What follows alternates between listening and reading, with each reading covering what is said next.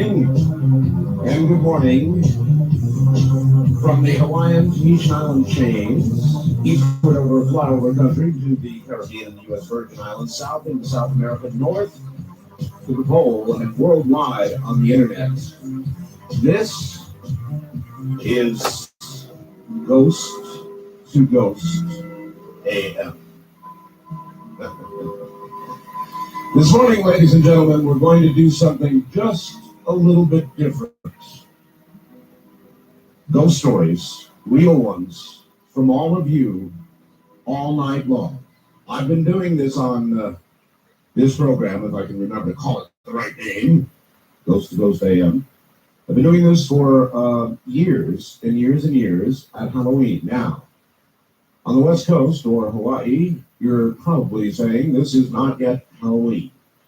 Points eastward are well aware it is now Halloween. The bulk of the program, in whatever time zone you reside, say perhaps Hawaii, will be on Halloween. Now, when I do a ghost show, I do a serious ghost show. That's all we talk about. That's all we do is tell ghost stories. Real ghost stories, because ghosts are real. That is my attitude about it, has been for years. I've heard too many stories to believe otherwise. What creates a ghost? What is a ghost? I don't know. I just know that there really is something out there. And so, as a traditional item on this day of the year, we do nothing but tell ghost stories. And if this is you, we could have a guest. There are many, many experts out there, people who would like to come on Halloween. But I don't do that. I'm restricted to all of you. And I hope you will respect the fact that what we're looking for are serious and real stories of ghosts. There certainly is something out there. I don't know what creates them. It seems as though unsuspected or surprising quick death will cause somebody to stay on. It seems as though unrequited love causes somebody to stay on. And then there are literally myths that seem to continue. And tonight, during the night, we will talk about all of those and more. So, Ghost to Ghost coming up tonight. Happy Halloween. All right. Back in 1989, my husband and I moved into our house. Back in the 1980s here in the house had been rented for many years prior to moving in. The landlord never mentioned anything strange or occurring. Shortly after we moved in, our daughter was born. She was very ill, was hospitalized for a couple of months. When we finally brought her home, she needed oxygen support, plus the assistance of a heart monitor. As her bedroom was small, we moved a crib into the living room in order to accommodate the medical equipment. Every night I slept on the sofa next to her crib to keep a close eye on her. One winter night, at about 1 in the morning, I woke up as I usually did at that particular time to check on her. As I was sitting up, the rocking chair next to my daughter's crib began to rock back and forth by itself. My terror and shock was further intensified when the chair continued to rock faster and faster. It was almost as if whoever or whatever sitting in the chair was enjoying rocking. Although paralyzed with fright, I was able to yank the covers back over my face. That's what I do. Of course, hoping that when I looked again, the whole thing would be, just a dream. After about 5 minutes, it seemed more like an eternity. I peeked out from under the covers only to find the chair still rocking by itself. Needless to say, I was so frightened I kept the covers over my head for the remainder of the night. Fortunately, my daughter never did wake up. She slept through the entire episode. Since that night, other explained things began to manifest. After coming home from a weekend trip, my husband and I found our daughter's framed baby pictures standing straight up on their sides. placed on the very edge of the shelf above the fireplace. If the pictures had been moved forward even an eighth of an inch more, they would have toppled. One afternoon, I was sitting at the kitchen table paying some bills. All of a sudden, my daughter's baby monitor began to pick up strange rustling noises coming from the room where she was taking a nap. The noises sounded as though someone or something was wearing heavy clothing that moved or shifted when they walked. I went to check on her. I found her sound asleep in the exact position she'd been in when I put her down for a nap. Nothing in my daughter's room could logically explain the odd noise. Since this was the middle of the summer, we had our windows shut, the air conditioner on all day long. My daughter did not have any blankets on her either. When I went back to the kitchen, the monitor began to pick up the same peculiar sounds. Other times, mainly in the evening, my husband and I would see a white mist or a cloud float across the ceiling in the living room above the fireplace. On several occasions, late in the evening, my husband and I would hear the voices of two elderly women talking. The voices came from the bathroom. Every time my husband got up to investigate, the voices ceased immediately. To make a long story short, we decided we didn't want to raise our child in this already occupied house. On the very last day we were there, a strong, almost sickening sweet aroma encompassed the area on both sides of the front door. As the day progressed, the smell became stronger, almost to the point that it was nauseating. Interestingly, the current residents have not reported anything unusual. Unfortunately, our unwanted house guest didn't seem to follow us to our new home. Sincerely, Sherry in Ashland, Oregon. The above story is true, and she supplies her phone number. That's a haunted house. So there are people that are haunted. There are people who see ghosts. There are ghosts that occupy houses and places of business because they are real. I think a lot of people don't want to believe it, but they are real. Here's another one for you, Art. In 1963, I bought a painting in an antique store of an 18th century lady. The painting has hung in my living room ever since. But when events do demand, she takes an active role. That's right, an active role. In 1970, when my youngest daughter was a few months old, we moved into Army quarters at Fort Bragg, just a few doors from Dr. McDonald's, a few days after the murders. At night, I always shut Peggy's door, turned out her light. Every morning, I found the light on, the door back open, the painting askew on the wall, as if she was protecting the baby. Before my father died, my mother went into the living room and looked at Henrietta, as we call her, and came out saying the painting's eyes were so sad she couldn't stay in the same room. Before my mother died, Henrietta developed a slight crack in her face, just below one eye, like she had been crying. And I could really go on and on and on. I've been saying, I'll do one more. Hey, Art, here is a true story about my cousin and her son. At the time, my cousin's bedroom was upstairs while the son's was in the basement. One night, the son was having a dream during which he walked upstairs, entered his parents' bedroom, saw his parents covered in blood, and when he looked down, a gun was in his hands. At the very same time, my cousin was having a dream in which she dreamed her son was coming in her bedroom and shooting her and her husband. That dream scared her so badly, she woke up, headed down the stairs to her son. Guess what? She met him coming up the stairs, no gun in his hands, but both were scared and fell down crying in each other's arms. A gun was kept upstairs, and the son knew where it was. Was something driving him toward the gun? Was something protecting the family? Your guess is as good as mine. Dennis in Kansas City, can you imagine that?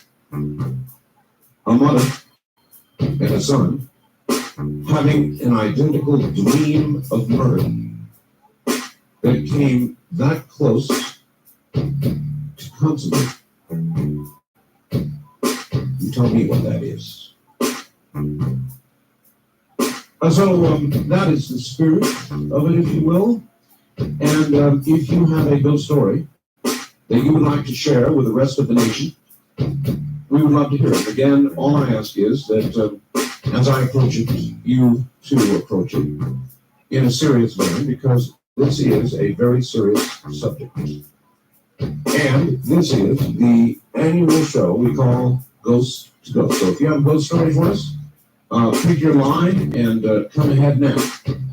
Here we go. Let's see what we can find throughout the night hours, the dark hours. East of the Rockies, you're on Ghost to Ghost AM. Hello there. No, you're not. Wildcard line, you're on the air. Ghost to Ghost AM. Hi, Art. David in Bakersfield. Hi, David. True story, 1984. It's around 84. I went down to Long Beach to visit my friend who's at USC in pre-med. And while I was down there, she took me on a tour of the Queen Mary. Oh, yes. And I had never been to the Queen Mary and just had, seen it in movies and stuff, never heard anything about it before at all. So we go on the tour, and when I'm going to museums or things like that, I always go where you're not supposed to go. So I got her and I said, let's go over the little road railing, and we went down. And down at the bottom of the boat is a swimming pool, but it was empty. And you go down the stairs, and we were down there, and Brenda's the type of girl that she's a doctor now, and she's very scientific and never believed in God, never believed in anything you couldn't see. And I had always been the kind of the scientist way, you know what I mean? And I didn't feel a thing. We walked down to the pool, and she stopped and she said, I feel strange. I feel something weird. And that was very strange for her to even think that, let alone say it. That's something that I would say. Right. So we go down, and we're just walking around the pool, and we look up, and there's a catwalk up there, a balcony. And there is a man, blue coverall, with red hair and red beard, and he's just walking there. And I thought, now we're in trouble, because we're not supposed to be down here. Mm-hmm. So I kind of just waved and said hi, and he had just kept staring straight and just was walking. And I thought, well, okay, great, maybe he didn't see it. So I grabbed her and we hid around the post there. And I peeked right around the corner. He was in the middle of a catwalk, so I was long, and I peeked right back around. The guy was totally gone.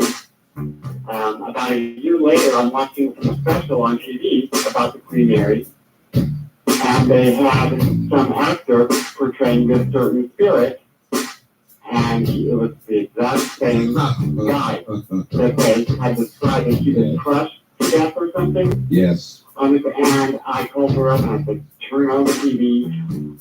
The guy who disappeared on it was him. There he is. All right. Thank you very much for that. Well, exactly. So he proves my point. You see, people, maybe we got to call them souls, who are abruptly terminated when even they don't expect it, don't seem able to find their way to where they ought to be going.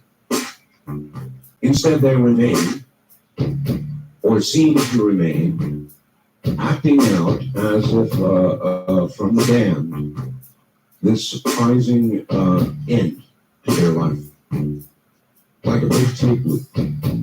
I guess all we can hope for them is that it's not really them, that it's some sort of weak echo of an unexpected death. First time caller line, you're on the air. Hi. Hey, Art. Hello. Fred from South Pasadena. Yes, Ray. And I have a great ghost story. Let her rip. Scared the heck out of me. When I was about 18, I moved to Ravenna, Ohio. And I moved in with some people who told me, the lady told me she'd been a witch for some time. And Ravenna was where all the real witches from Salem moved to. Okay. And, I mean, it's not every day that somebody admits to you, I'm a witch. yeah. And she told me some things that scared me. She told me a lot of things about things that happened to me when I was a kid. So it was very strange. She's a nice person. She knew about you. Yeah, she did. Okay. But she said that a lot of weird things happened there. All the real witches of Salem had moved to Ravenna, Ohio. And, but... Why Ravenna, Ohio? She never told me that. But there were weird things that happened there. Like what? Big hives, bees, stinging people, and just that was one of the things that I read. Yes, I believe you, sir, and I believe in a kind of a magic, which witchcraft really is, at least the form you're talking about. Sure. And I believe, thank you, I believe there are curses. I believe it is possible to affect people. One person's mind can indeed affect another in a negative way. We talked about that the other night with Brad Steiner, and he said, absolutely. Absolutely. So there are people who practice and play with that power. It is dark stuff, indeed. East of the Rockies, you're on the air. Hi, yeah, I've got a ghost story for you. All right, that's what we want. Where are you calling from? Janesville, Wisconsin. Wisconsin. All right, go right ahead. Yeah, when I was about 15 years of age, I went over to southwestern Minnesota near Pipestone. Yes, sir. And it's Indian reservation, around that area. And a bunch of friends and I were out camping, and we're kind of run by a small little lake. And during the night, we started hearing, horses and these war cries. And so when we got up, we were out looking around, and we didn't see anything. And I stopped, leaned up against the tree to light up my cigarette, and also I hear this right next to my ear. Mm-hmm. Well, I took off, all was scared out of her wits. We don't know what's going on. And the next morning we went back, and I went to the same tree, and I pulled an arrowhead right where I heard it hit. Wow. You mean it was the thump of an arrowhead hitting? Yeah. And that's all that was left in the tree was the arrowhead itself, not the... Right.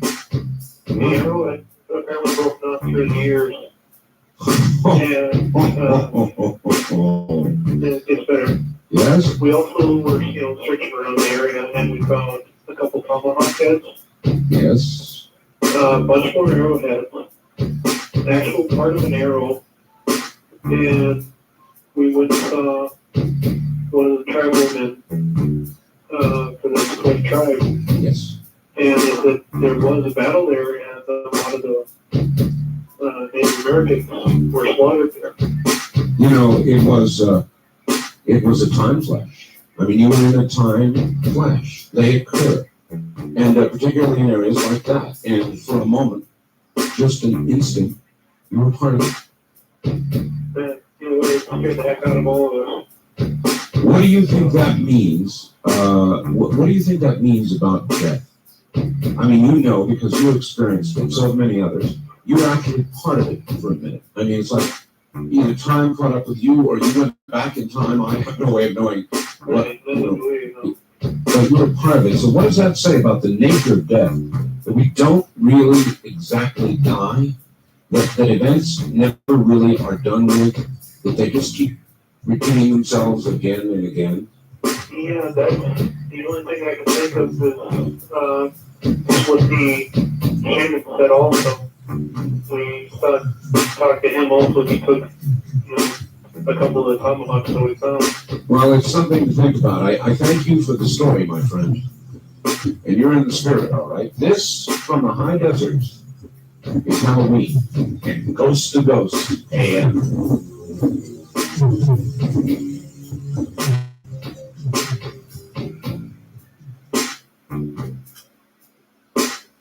I broadcast from Nye County, Nevada. Nevada has an interesting history. Nevada, as a state, was born on Halloween. Did you know that? Nevada was born on Halloween. Tomorrow, in addition to being Halloween in this time zone, another 22 minutes, is Nevada Day. So that's right, we are the state that was born on Halloween. And perhaps that's why Nevada has the highest per capita murder rate, suicide rate, cancer rates in the country. Have you ever wondered? And here in Nye County, specifically in Wild West Nye County, we still have brothels. You know what brothels are? It's a place where women sell themselves here legally. And I'm going to tell you a brief but true story about one of Nye County's brothels. I won't name it. We're a neighbor. The brothels are large. They are kind of catacombs of dimly lit hallways and small rooms where girls service their clients. This isn't ancient history, this is modern history. In one of the brothels, there has long been a ghost.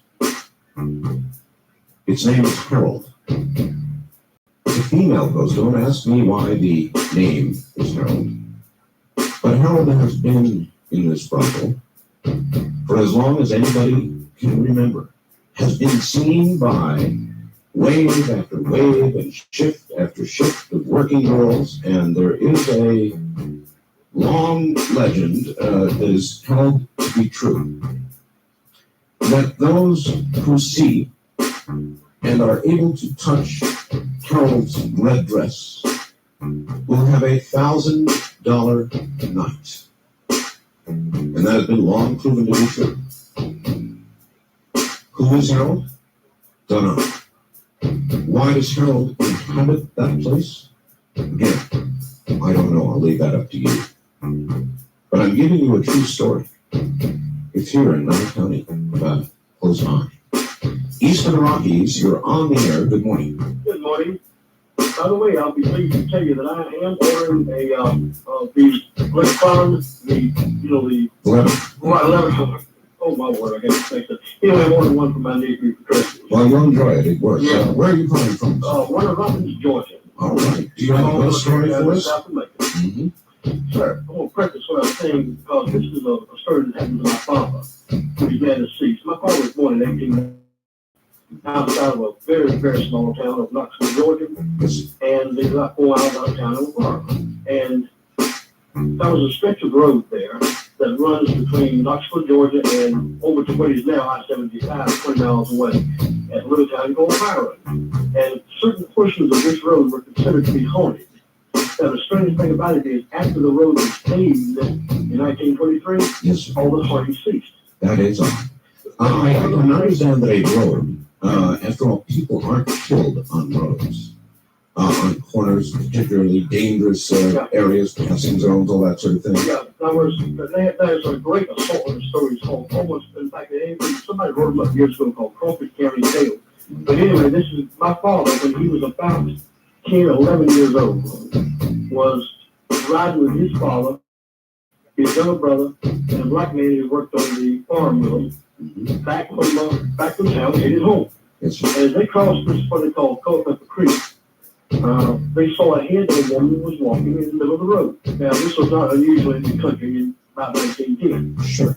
And she wore the very typical, very country dress, long gingham dress that she had a white on, and in her arm was a market basket. Very common sight.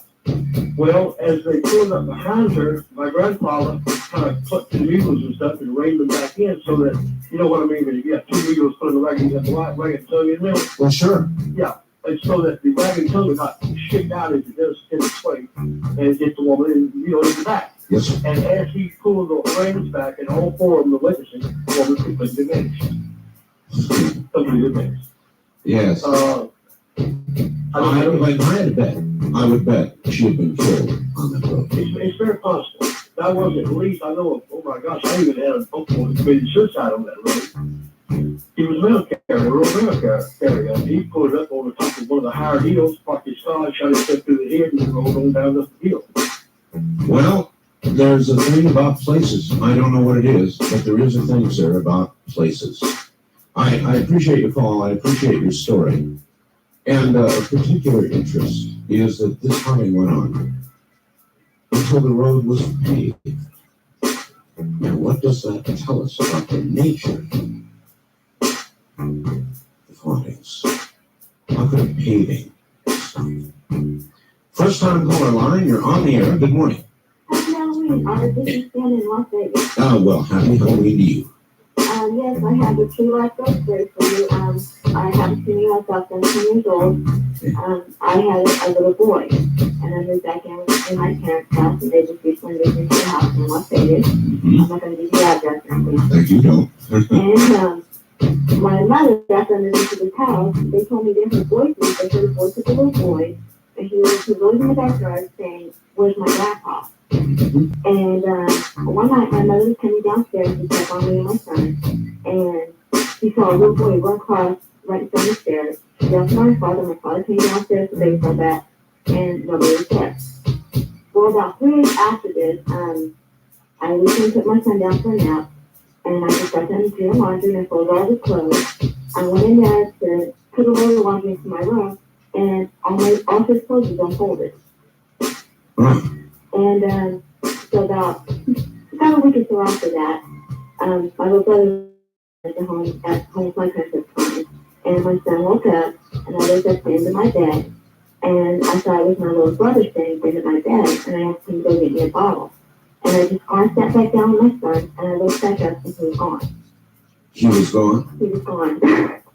And then my son passed away in November. I'm sorry. And I went back home to my parents' house, and I went to sleep in bed, and I woke up, and the little boy was standing there looking over to where my son usually slept with me. Right.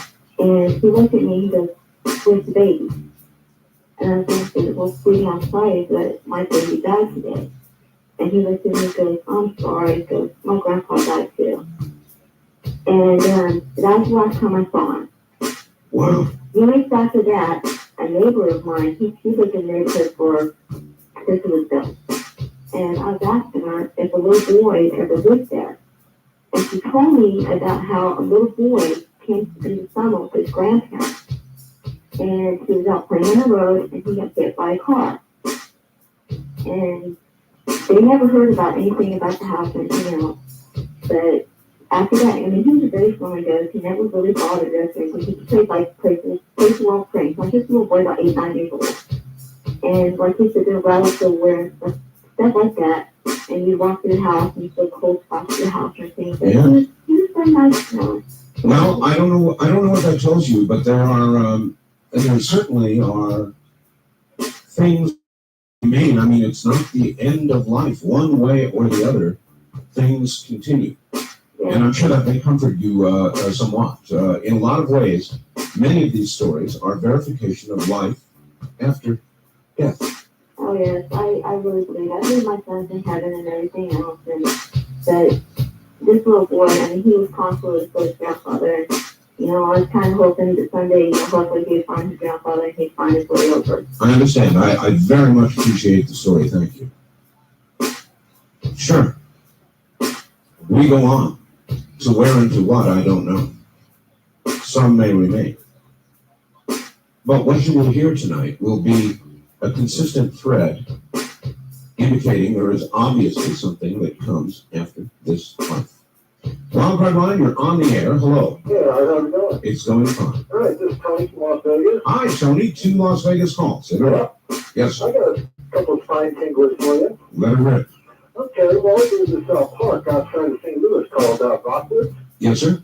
And it's an old miner's place, Buck Silver joint, Mm-hmm. And we went out there one night. You're not supposed to. Of course No, not. we did. We had fun as teenagers. Of course. And we were sitting down, just relaxing, enjoying ourselves, you know, just because it's scary out there, you know, it's around Halloween too. Mm-hmm. But we looked over and there was nothing, it was dark. Would you turn your, before you go on, would you turn your radio off, please? Okay, yeah, hold on. You hear that? Oh, yes. Rather hold on than have the radio going. It's simply too confusing for all concerned to have it going on in the background. So have it close so you can turn it off right away when you get on the air. Yeah, okay. All right, sir, go ahead. And the skyline you could see because there was enough moonlight.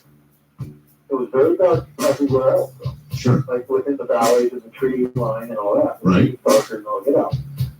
And some dogs and other animals seemed to be barking. There were dogs barking, animals in the background over the hill, making like a miniature view there at this time. Had like timber woods and whatnot in it. And they were all barking. And the neighborhood dogs that were outside of the park limit, you could hear them too. They're all going wild. All going crazy. I think animals sense So things. we were kind of concerned about that, like, what are they doing, looking for somebody out here? Sure. Or what's disturbing them? Yeah, right. And then a light came over the top of the hill. We thought it was maybe one of the, you know, searchers or whatever. We assumed that there was somebody out there making a ruckus near us because the dogs were so close Mm-hmm. and they were barking very loudly. Yes. This light came over the hill, and we thought at first, you know, hey, no big deal. It's just maybe a park ranger. And it could be anything. Sure. We thought it was a flashlight, you know, initially. Mm-hmm. Well, it was coming down the hill, and it seemed to be passing through the trees as if it was, you know, down like about the size of a man. Right. He walked Right. about 500 yards away on the valley hill. And he was coming down kind of slowly like a man walks. Yes. The light was about the size of a basketball, we started to notice. So we figured, hey, that's a pretty big light, you know. This guy's got a big light out here. Yeah. And we were getting concerned maybe we should get up and go. You know, maybe he's going to kick us out of the park if it's a park ranger, Mm-hmm. which we weren't sure. When it got to the bottom of the hill, the guys were still barking. He was sick. And when the guy got to, well, we thought it was a guy, got to the bottom of the hill, the light went off. Then it came back on. And we figured, what's he doing? He's trying to scare us out of the park or something, you know, Right. playing a game. Then it started to generally go back up from where it came. I noticed something strange about this light. Don't when it came back on. It's going back up the hill, same kind of way it came down. It was pointed towards us because it wasn't getting elliptical, you know, it was pure round. It wasn't elliptical. I understand. And so it was like maybe facing us or three-dimensional. So what do you think it was? Well, when it started going up the hill, I noticed another thing. There weren't any trees passing by it this time. So it had to be above the tree line. Well, we didn't figure that out really right away because we were just not thinking things like that. When it got to the top of the hill, it didn't go over the ridge. Like it initially appeared on the ridge, but it went above the ridge. You could see the skyline, the stars in the background. It was about the size of a basketball. It went up slowly. It walked up, you know, went up the hill. There was nothing around the light. The light did not blind you like a normal bright light that would be facing you. So what do you think it was? It stopped, then it took a right, and it started to move slowly, like a monster light, and it moved on. When it did that, we all got up, and we took off right into the car, and needless to say, we got the heck out of it. That's one story. And that was, that really got the So heck you out have of my no, back. so you have no idea what it was? I assume it was an entity or a ghost, you know, but I'm not a big ghost believer, but now I am after that. And another incident that I had, that this one's really brief, I'll make it really brief. There was a lightning strike out one day during a storm out in front of my house. Mm-hmm. The lightning was really, it was a loud crash, and I ran out of the room, scared, you know, out of my wits.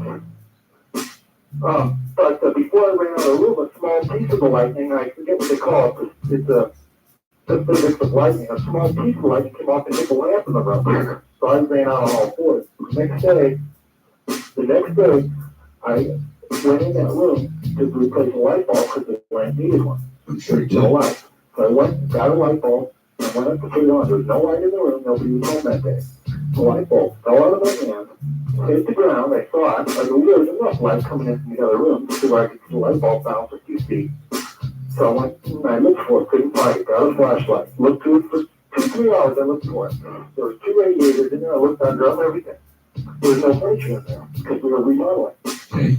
I thought somebody was playing a trick on me. So I finally found the light bulb, and there was nobody home. It was jammed behind the radiator, amongst the paneling that covered the radiator. And I checked it out. There was no way it could have rolled under. The space underneath the radiator was not big enough for a light bulb to roll under.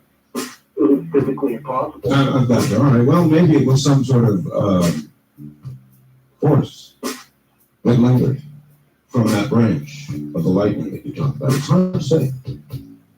It's really hard to say. West of the Rockies, you're on the air. Hello. Hi, good evening, Art. Good evening. This is Chris from Seatac, Hi, Chris. and I'm calling to tell you about an incident that happened when I was a teenager. I was a sophomore in high school. My mother was teaching in a little town called Midvale, Idaho, between Boise and Moscow, Sure.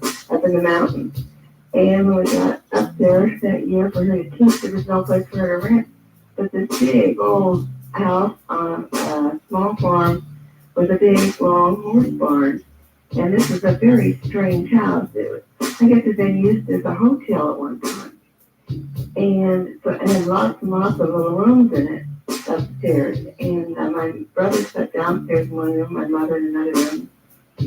And all cats and dogs stayed down there, but I chose to stay on the second floor. And a little room next to a stairway that went up to a catwalk on top of the house, the square. And I had a window in my tiny bedroom on that side of the house. And one night it was real bright moonlight. And I took a chance to walk up on the catwalk to see, it was so beautiful out in the valley and around. And then I went back down and stepped into my bedroom and lay down on my bed. The moonlight was shining in real strong through my window underneath it. And, Okay, we don't have a lot of time. okay, there was a boy sitting on the end of my bed. And I thought, well, I never even had friends over there, alone boys. But I never thought anything strange about this at the time. And he started talking to me, and he said, he said, I slept in this room once. He said, I was riding to the Pony Express. And he said, and I was shot and killed. Now, wait a minute. How could a boy be in a room where he shouldn't be in your house and you not think anything strange about it? I didn't at the time, but the more I got thinking about it later on. I mean, why were you saying to yourself, what is this guy doing here? I know I should have, but I felt no uneasiness, no unrest. I was just listening sort of compassionately to him telling his story about how he had stayed there and he had been shot and killed. Well, that should have tipped you off also. So that he couldn't finish his run. But what really got me, made my hair stand on end, was, then I turned over and went to sleep, but nobody's in there. And the next day, I went down to check my rabbits that were in the horse barn, Right. And I reached up above a stall and I had to step over some of my rabbits. And I pulled down a removable pistol. Oh, you're kidding. I appreciate the story. Thank you. I guess it may be that you would have to imagine that an entity has a way of putting the person it decides to be in the presence of at ease. There would be no other way to explain that. Otherwise, she should have been utterly startled. I mean, with somebody just appearing in house where they ought not be. That is, at the very least, a break-in. It's something you would normally be immediately concerned about. But there may be a way that these things put you at ease. So people don't have heart attacks. So that people don't die on the spot of fright. And believe me, it's possible to die of fright.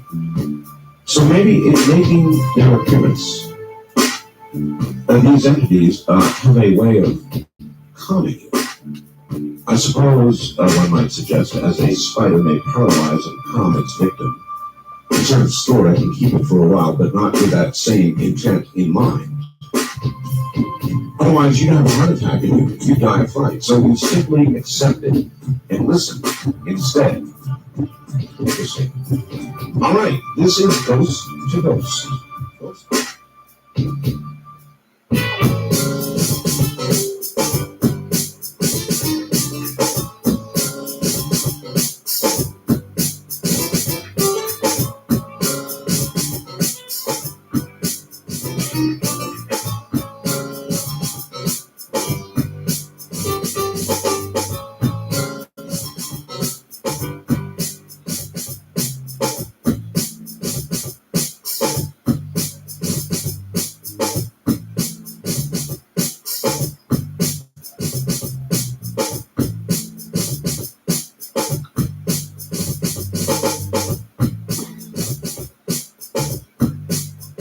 More.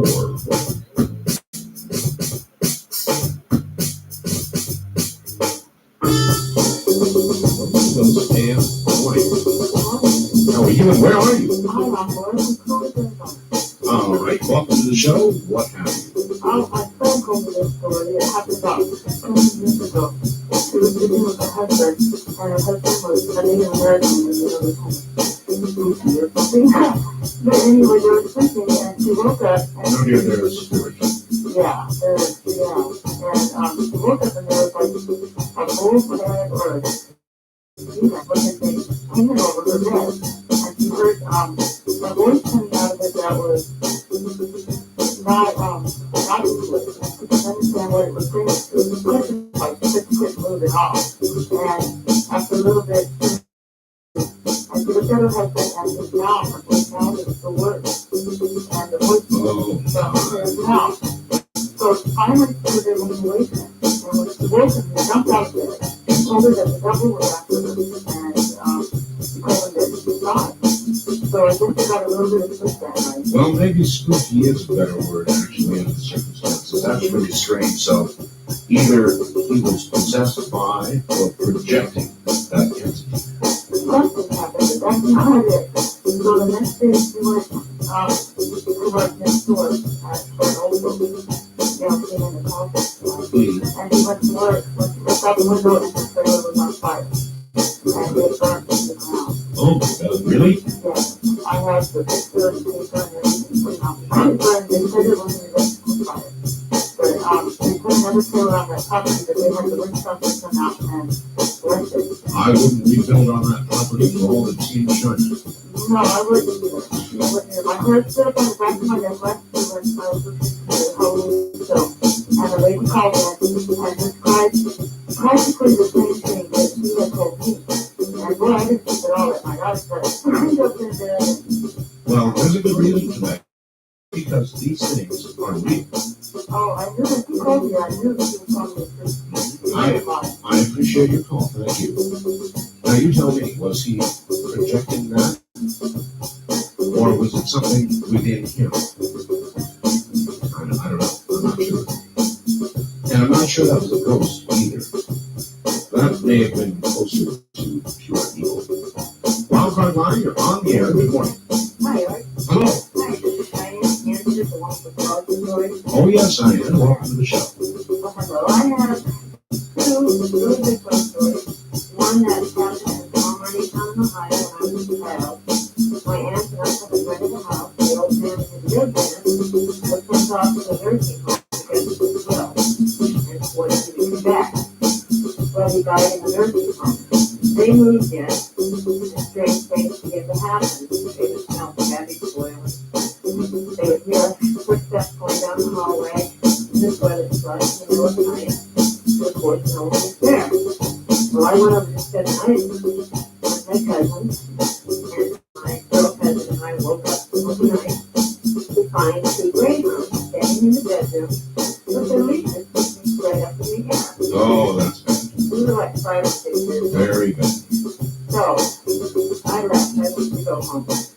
What transpired after that was, one night my aunt was bathing on the mother's assistant sink.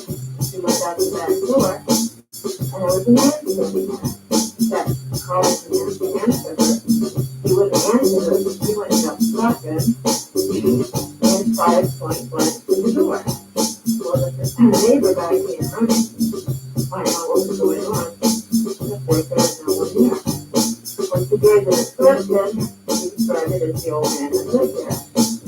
The next day, my aunt, well, she didn't believe, I don't know. The next day, she had made comments, she was going to go out and take the grapes that were on the ride Yes. and make some jelly. So they got up right and early, go out and get the grapes, and they were all withered on the night. They moved shortly thereafter. I don't blame them. Thank you very, very much for the story. It's easy to say, if I was so scared by something, that I would pick up a shotgun and fire the blanket through the door. I'd be the hell out of there. But in reality, we have lives. Homes, apartments, places where we live, and deposits, and the real things of life, telephones, mail delivery, a million things that tie us to a place. So what we tend to do is rationalize what has occurred,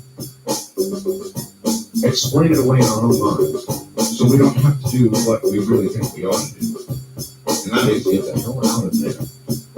On the other hand, 2 or 3 experiences may be more than enough. You might rationalize one, but not 2 or 3. East of the Rockies, you're on the air. Good morning. Good morning, Mr. Bell. Hi, where are you? In Canton, Ohio. My name's Adam. Okay, yeah. Happy Salad, by the way. Thank you. I don't know if this is going to be a really exciting story, but it's a real one anyway.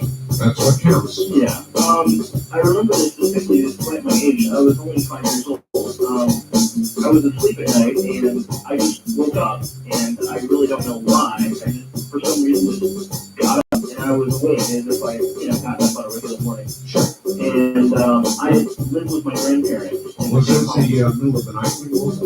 Yeah, actually. Okay. It was more toward the middle of the night in the morning, and I got up, and I didn't know why.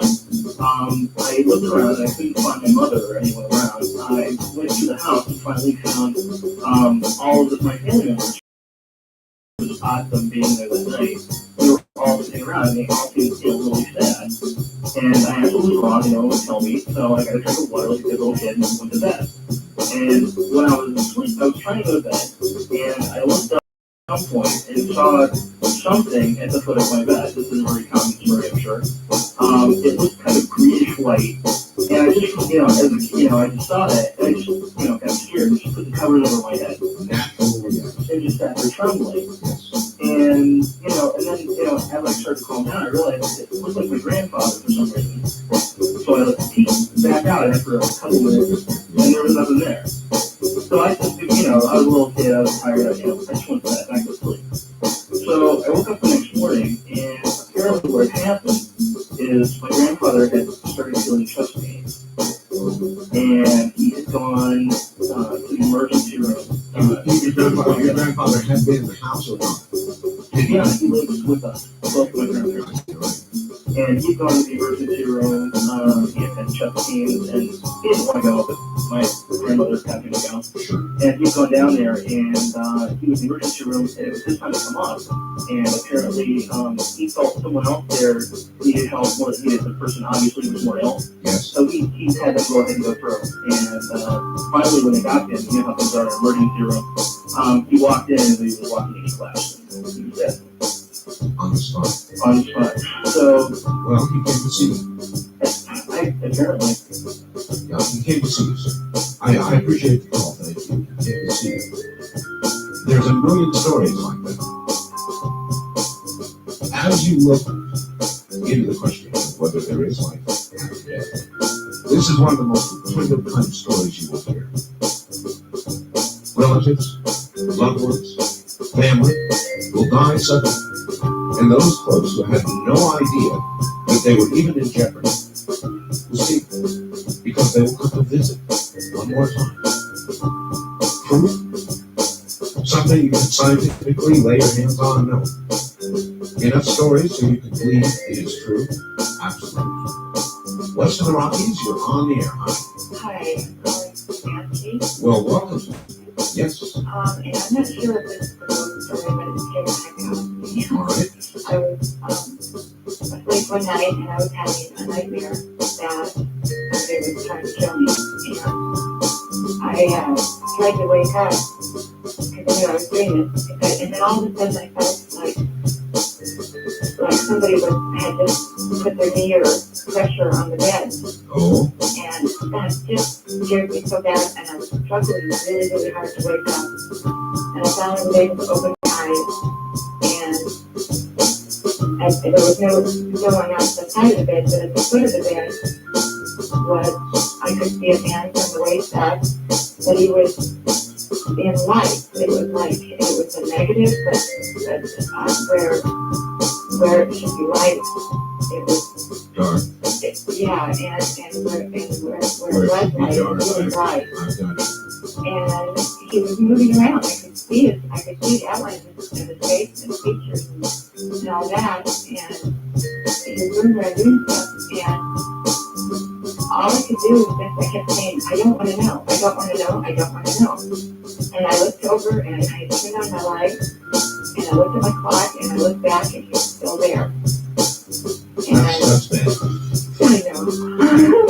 And I was hoping I would forget it, and I've never been able to forget it. I said, I don't know what it was. Well, how long did he remain? At some point, he had to go away, right? Yeah, it was I don't know, several minutes. You know what? But You're lucky you weren't attacked, I know.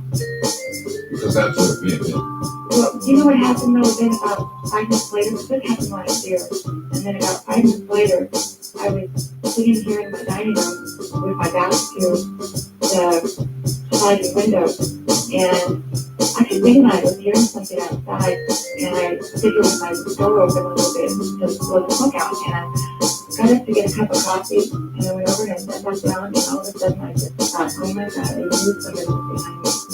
And I was just terrified. I got up and I went to get another cup of coffee, and I thought, I guess I better replace the lights on my patio. And I went out to my laundry room, which is right next to the slider, to get a light bulb. And when I reached over to turn on the light, there was a man there. Oh, He had been within 5 feet of me, and the police came and they found his footprints all around my house. And I kept thinking, well, maybe it was lucky. I appreciate the call. Yes, creepy in both circumstances. What was that man at the foot of her bed? But the pressure that she felt indicates that there could have been an attack. By a ghost, no. By an evil entity, yes, possibly so. First time caller line, you're on the air. Okay, welcome to the show. You're going to have to get close to the phone because you're not very loud. Okay, thank you. All right, go right ahead. Thank you. Several years ago, we lived on a ranch in a great big old house. It looked like almost like a plantation. It had long doors and everything. It was kind of scary. One night, Like an old southern plantation. yeah, it did. It had, the house had like 5 bedrooms. Oh, I know, I've lived in a house. It had a little stove, they had this chopwood floor and everything. Yes. And the lights were very spooky. One night, my mother had to leave and she was going to be gone overnight. I had a girlfriend come stay with me. And we stayed up and watched TV, so it was no more television. We just went upstairs and had my bedroom upstairs. And it was a nice evening. It was summer. And it was a moonlit night. And we're talking and laughing upstairs. It was well. And all of a sudden, I heard something outside. And there was an old tree had grown there. It was real close to my window, some of the winds. And I thought, well, the wind must have come up and knocked against that window. And we looked, and it wasn't.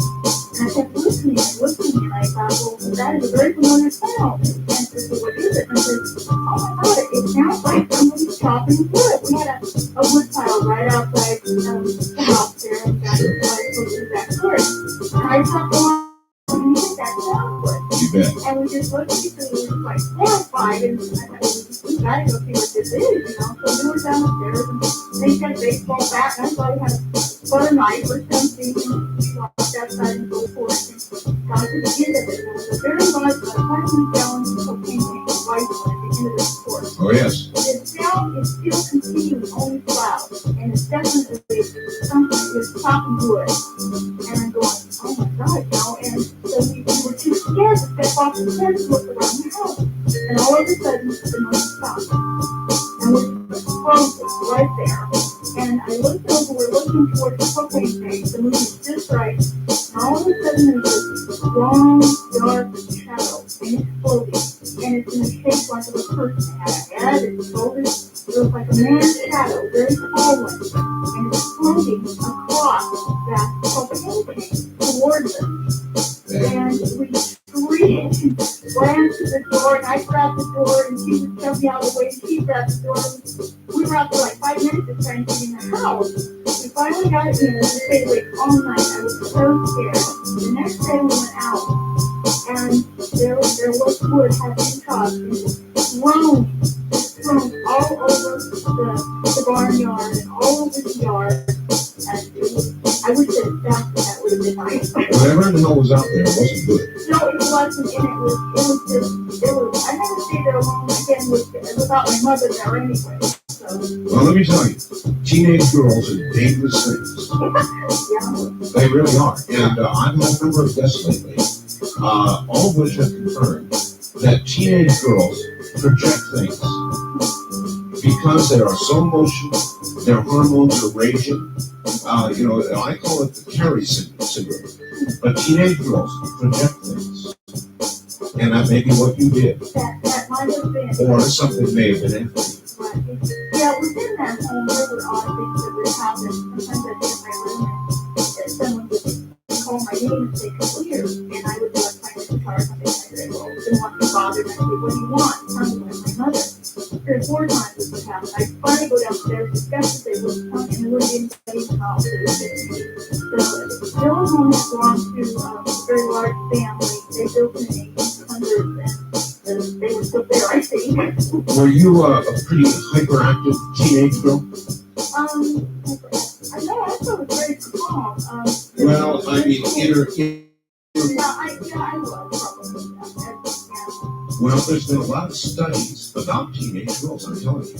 They project things. And so it may have been that, or it may be that you were very lucky not to have gone out there any earlier, lest you would have been one shocked. That's true. We thought of that. We thought, oh my God, I wanted to, didn't go any further than the end of that porch. And, but we were just terrified. I just, stayed completely, I don't think we even went outside till, the sun was completely up and it was warm. And, These things impress you for all your life. yeah, yes, it did. I still remember. I just want to see this. You never, ever forget. Yeah, no, All right. Well, listen, I've got to run. I want to thank you for the call. It has been a pleasure. That was a good story. thanks a lot. You take care. This is Coast to Coast AM. We'll be back. Remember this? Anybody out there remember this? I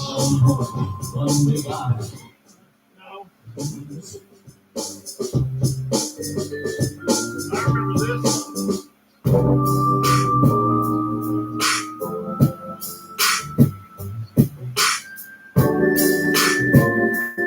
Let's get that 20 minutes of bumper music in. Maybe not 20. I'd give it about.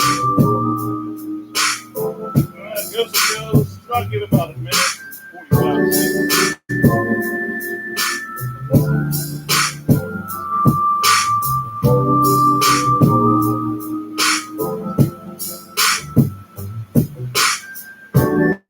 seconds.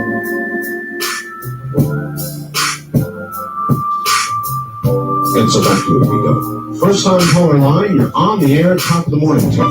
Yeah, good morning, Robert. And my mom says hello to you. We both love your show. Hi to your mom, too. Oh, okay, great. She's right there. Where are you? In Albany, Oregon. All right. And this has happened, 83, 84. I was in the Navy. This was the Indian Ocean. And aging oiler, the U.S. Pacific. Okay. And I was a signalman. And it was myself and another signalman were at the signal bridge. The front part of the signal bridge was fairly open and spacious and everything. But the area in back was very narrow, and there was just like a small walkway. We were both sitting in what we call the signal shack, and in the back part area. doorway, right in the front.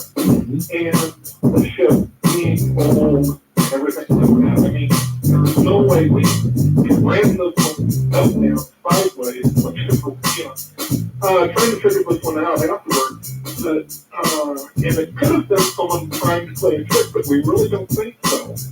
Because, we can hear anybody sneaking around. Sure. I mean, it's just that type of a ship. But we were sitting there, and all of a sudden on this door, on this hatch, we start hearing this knocking, and it wasn't none of this, friendly, hi, how are you, open up the door, let me in, type knock. It was a steady bang, bang, bang, bang, and it's like, made my willy hair stand right on it. Understood.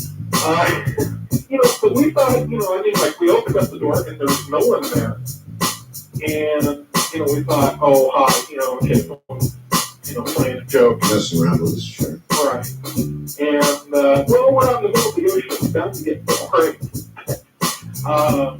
The thing is that we didn't hear anybody running around. We looked up on top, we went running around in the middle of the night. Well, ships are as likely a place as any for a hunting, maybe more likely than most. Well, yeah, I was also on the waterfall, and we had, there's a big fire on there. And we had well over 100 some people get killed. I recall. And the thing was that we closed the door, and after looking around, and then it was like, oh, I don't know, 20, 30 minutes later, the knocking came back, and we started, it's like calling out, knock it off, you guys, and it just kept on going. And I ran out I went out to the front part of our signal shack and went out another access door. My other signal man, he went out the other access door. We found not a hole. And we were supposed to have what we call a sleeping mid-block. In other words, you came back at it from both directions to count where it was. Right. And the only way, if there would have been someone up there, the only way they would have been able to get off of the bridge without being seen was to jump off of the bridge. And that was like about a 20-foot drop. I got you. So it was something, but you don't know what. When you look around, even for something, a loose wire or something like that, we never found anything. But it made for a few sleepless nights. I'm sure it did, especially at sea, which is kind of an eerie thing anyway. Thank you very much for the call. It is a little eerie to be at sea. There's nothing around. Or is there? This is CBC.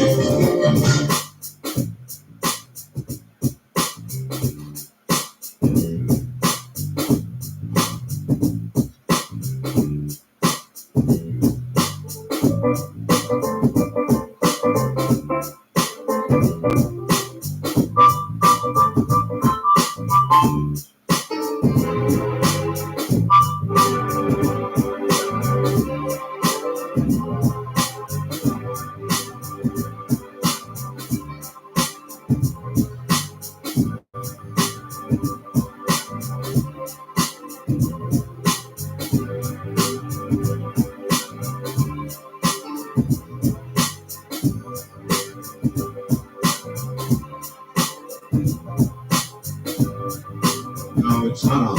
It invites you. Anyway, go ahead. Okay, so one time I rolled around and it was about 4 in the afternoon when I took a picture class there. It was kind of a boring class, kind of around a tribe and discuss everything and stuff. They just fall asleep in the class. And I was sitting there and about a little way from the class, I just kind of drowsy. Started drifting on. All of a sudden, my arms went in front of me. I kind of felt her saw. I don't know what it was. I don't know if I saw it or felt it. But my arms went to the size of a basketball. I thought it was my mother there. She was saying, hi, son. And then it's like she was saying, goodbye, son. In the middle of a class. Middle of the class.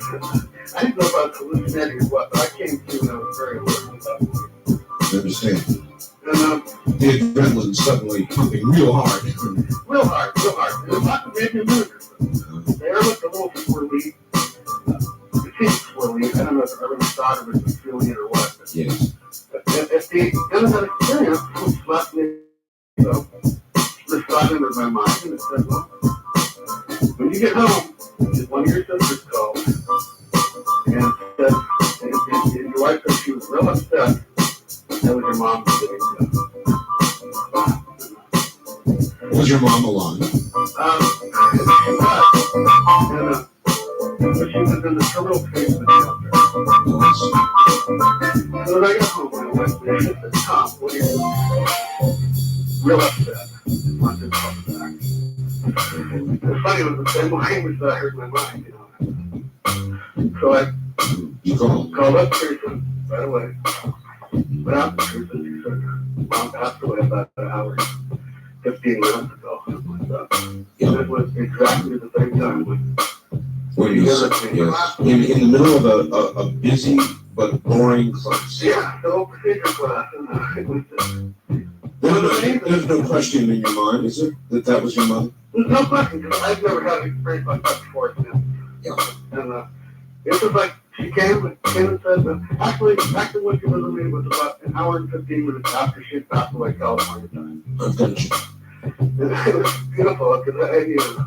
And the weird thing was the night before that happened, I terrible grief morning, even before she passed away. You knew it was coming. I guess I could feel it. But, it just assured me that she's somewhere on the other side waiting for it to be with me. And there is no question about it, sir. I thank you for the story, and there is no question about it.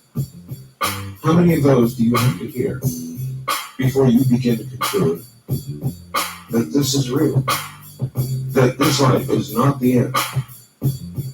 You don't know what lays on the other side.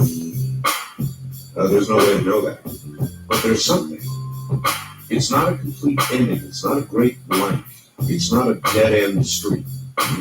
There's something that goes on after this life. And how many of those stories do you have to hear before you begin to understand it is true?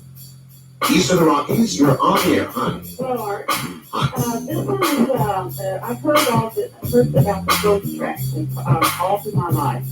And I've never been out there. I've heard, several people that go out there. My daughter and her boyfriend, they went out there about, wait a minute. Where is out there and what are ghost tracks? Okay, San Antonio, deep South San Antonio off of South Crescent Street. You might be familiar with it. Came down here for basic training.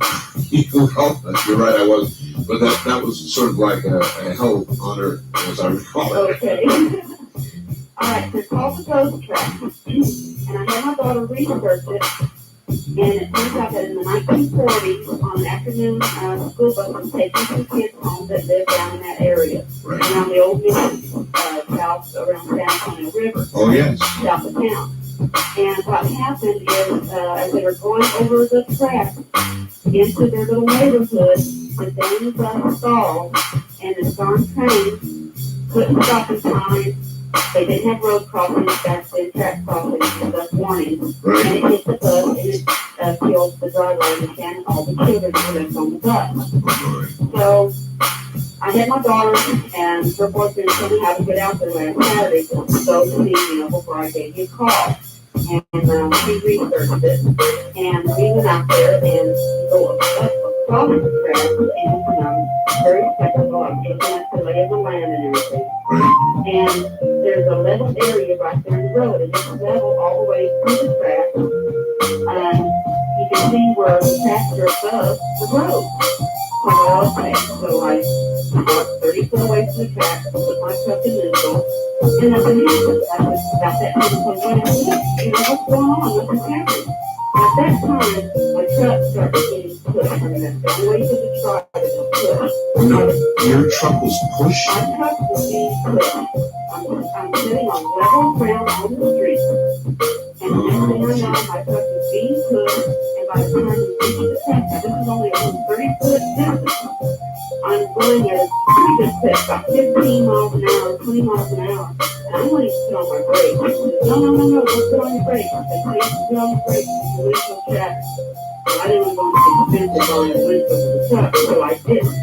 there were about 5 or 7 cars that were there that had been there ahead of us. And the deal is people go over there and they put baby powder on the front of the car. We made another trip Why do they put baby powder? because the legend is, or the story is, that's what it's called, the ghost trap of the children. If you stop there, but they will push you over the track. And I swear to God, Push you over the tracks. they Now, push you over the track.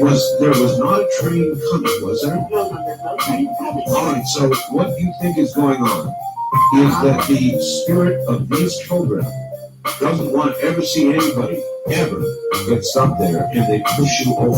That's the only thing I can figure.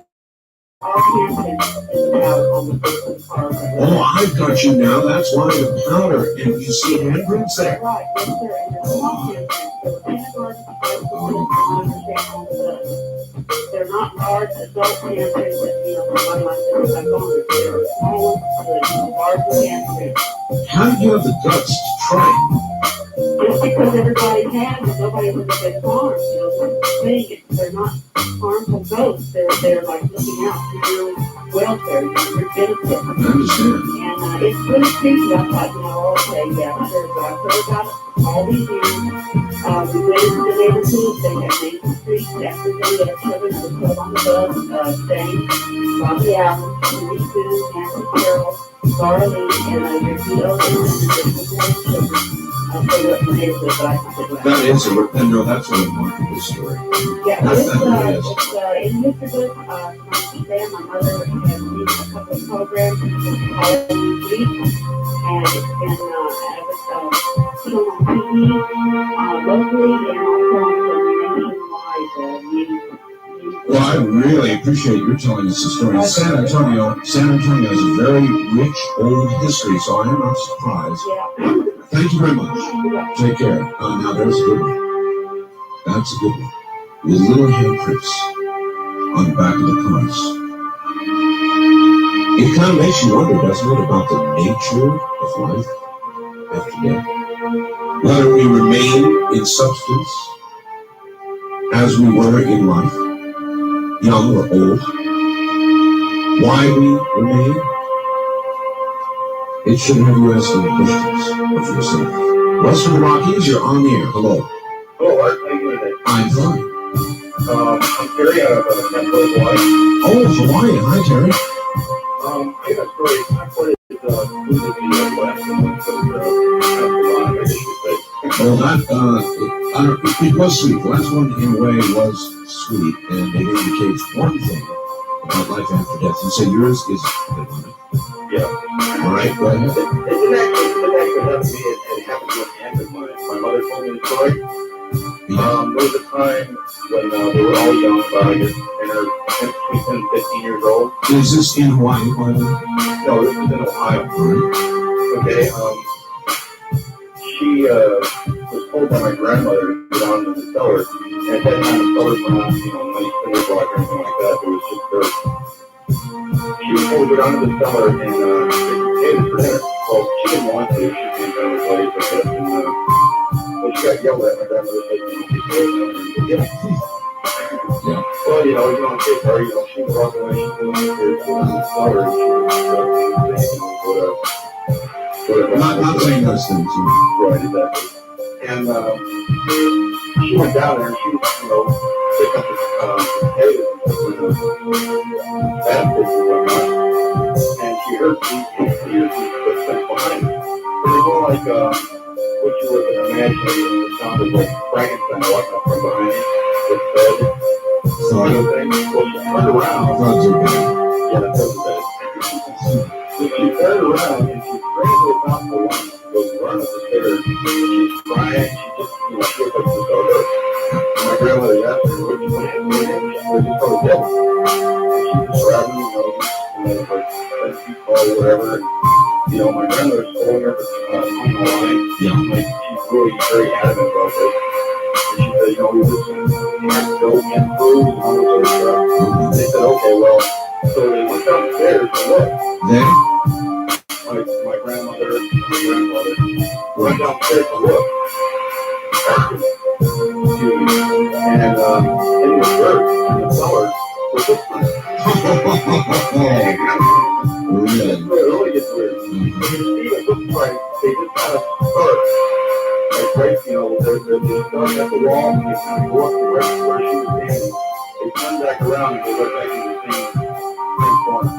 And it's like, so half of it between the wall and the dirt. You know, it's like half was there and half was inside the wall.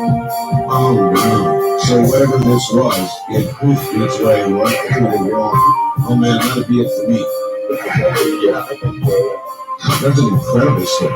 It was pretty cool. By the way, I hope to hear tonight. There are some very good ghost stories that have, and always will be part of Hawaii.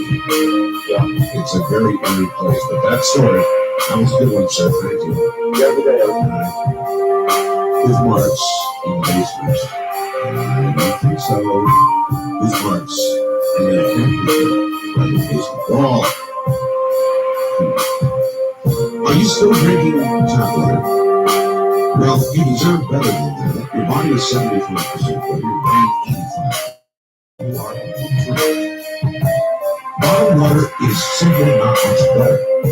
It leaches things from plastic into water. Tap water can have chlorine, chemicals, lead, even cryptosporidium. So you don't want tap water straight. You don't want bottled water. Not good. What you do want is good, clear, flowing, filtered water. And that's what you get with the Water Countertop system. It installs in about a minute. It filters out chlorine, lead, chemicals, and parasites at 99%. When you get it, you hook it up and draw a glass of water. And then draw water from the tank and compare the two. You'll be safe. Believe me, you'll be safe. Right now, we've got a $40 savings in the price of the main system itself. It's $119.95. That really is a good deal. As a matter of fact, this sale will end soon, so we're coming with this at that price, free of charge, is the travel filter, a $30 value. Then, if you call before noon, which I'm sure you will do, you get a chlorine test kit. So, you can test the water, and you can check out the chlorine levels, and then you can install your chemical system. Because you want to have clean, filtered water, and an absolutely continuing, endless supply. It is the best way. It's better than bottled water. Call them before noontime at 1-800-313-PURE. That's 1-800-313-PURE. All right, you're listening to Ghost to Ghost Anywhere. This means that we tell ghost stories all night long. It is Halloween, and as I told the earlier audience, it is also the birth date of the state of Nevada, born on Halloween. Nevada carries a lot of firsts that happen to murder rates, cancer rates, things that happen here in Nevada that are sort of proof of excess, if you will. That's Nevada, born on this day, Halloween. What a day to join the union with these.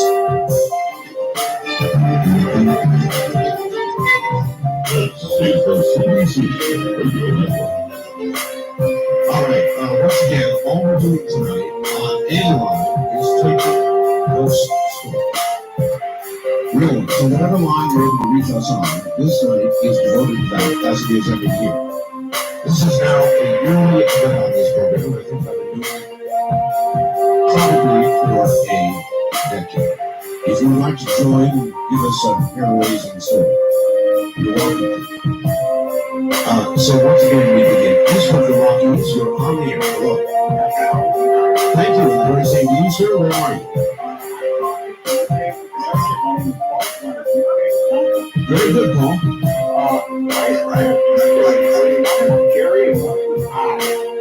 All right, let's take the story. Okay. Well, in 1959, I had picked up a man Halloween. And it was like a masculine old lady in the Oh, yes. and all in the summer of 1980s, I had lived with my parents. They had me get a bit of mediation.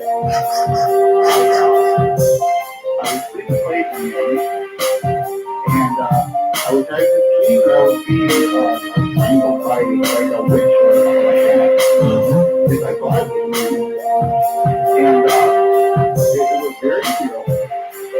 And it was so scary that I literally reached up and I tried to push this, whatever it was, off of me. Natural reaction, of course. Natural reaction was playing to my life. I was starting to go further. Yeah, get that. Yeah, I woke up. I thought, okay, wow, what a night. I looked towards the stairs that led upstairs. Right by the foot of the stairs was the rubber mat. Right there. Where And that's when I got scared. had it been? It had been upstairs somewhere. It was not in the basement. It was laying right on the floor. And I never been able to figure out the only alternative to that is to scarier than a ghost. Now, what did you do with the rubber mask?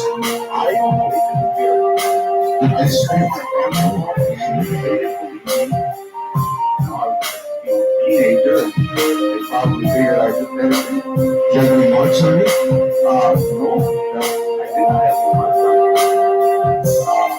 Well, It was very strange because we had relatives from California over that hadn't been visited in years and years. And when I went upstairs, they were up there talking away. And it was a whole thing. all right, well, we'll leave it for the audience to decide what they're able to make. Do you think that there could be something indicating this? Anything? I think things can be possessed with it. Miss Bell, I'm an avid listener to your program. It helps me pass the time on slow nights working the streets here in the Denver metro area. The following incident actually occurred and was documented in official police records with my agency. The names and locations have been changed for the best of privacy, most of all, on October 29, 1993. At 14:30 hours, 2:30 p.m. I was dispatched to the scene of a hysterical woman in a food facility under my jurisdiction. Upon my arrival, I found a 42-year-old Hispanic female in tears and extreme emotional distress. The individual was employed as a janitor and cleaning a courtroom on the 5th floor and had just witnessed something that frightened her terribly. I was able to calm the woman and proceeded to ask her what had happened. She described working in the courtroom after a daily session when she felt a chill surround her. She glanced to her left when she perceived someone standing near the doors to the courtroom. As she turned to the person dissolved and was gone. It was then when the victim became agitated and ran to the courtroom. The apparition was described as a white female with long black hair to her waist and wearing an archaic red dress. I was somewhat amused by the incident. Didn't quite believe the lady. That someone may have been playing a Halloween joke on her. At her insistence, I examined the area and found nothing out of the ordinary. I did feel this would be a great Halloween report for the record, so I decided to file a report. As I was leaving the building, I was dispatched on another call to meet a detective in the same building. So I met with the detective in his office, and he reported to me that he had witnessed a strange circumstance in the basement near the elevators. He was somewhat reluctant to tell me all the story, but I was finding it didn't make sense what he was trying to say. Apparently, the detective was walking toward the elevators. Remember, folks, same building. When he observed, you got it, a white female with long black hair, wearing a red dress, standing at the elevator doors. As they opened, the woman stepped inside.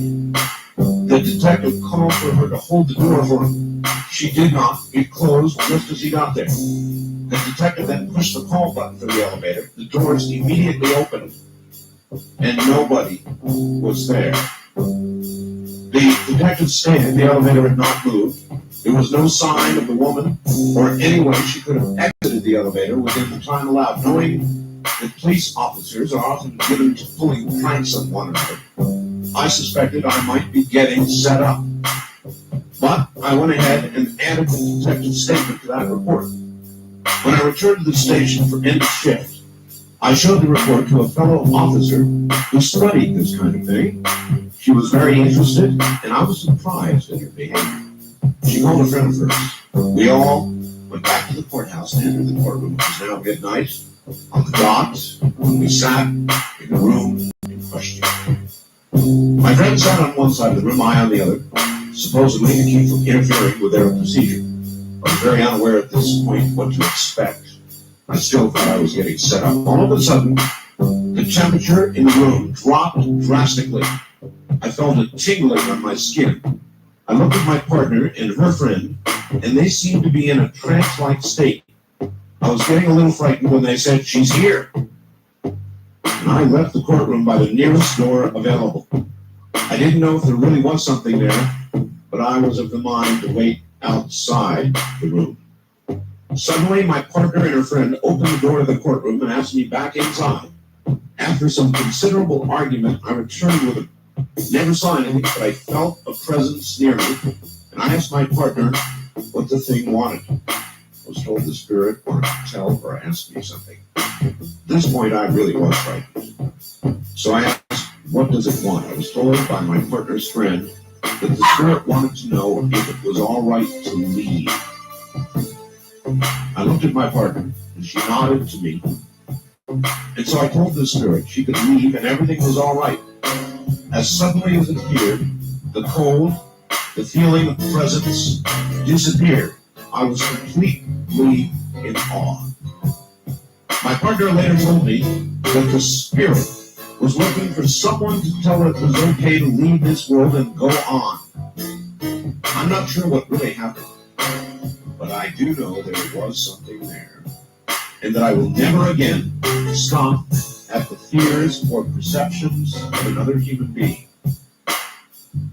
That is a Denver police officer, whose name I will withhold. East of the Rockies, you're on the air. Hello, Mark. Hello, sir. This is Curtis from Rockford, Illinois. Yes, sir. Sure am enjoying these ghost stories tonight. Well, they're interesting, aren't they? Yes, they are.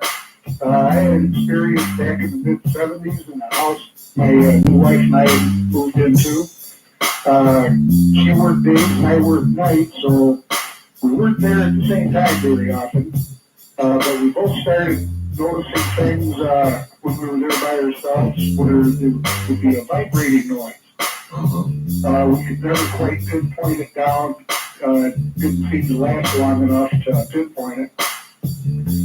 Finally, one day I was there by myself, and mid-morning, I heard it vibrating and started walking around the house trying to pinpoint it. And it happened to be a vase sitting on a table. And I touched it, could feel it vibrating, and as soon as I touched it, it quit. Didn't think much more about it. A few days later, the sound started again. Tracked it down to a large mirror we had on the wall. And for some reason or other, I had a real strange feeling as far as I wasn't sure if I wanted to touch the mirror or not. Right.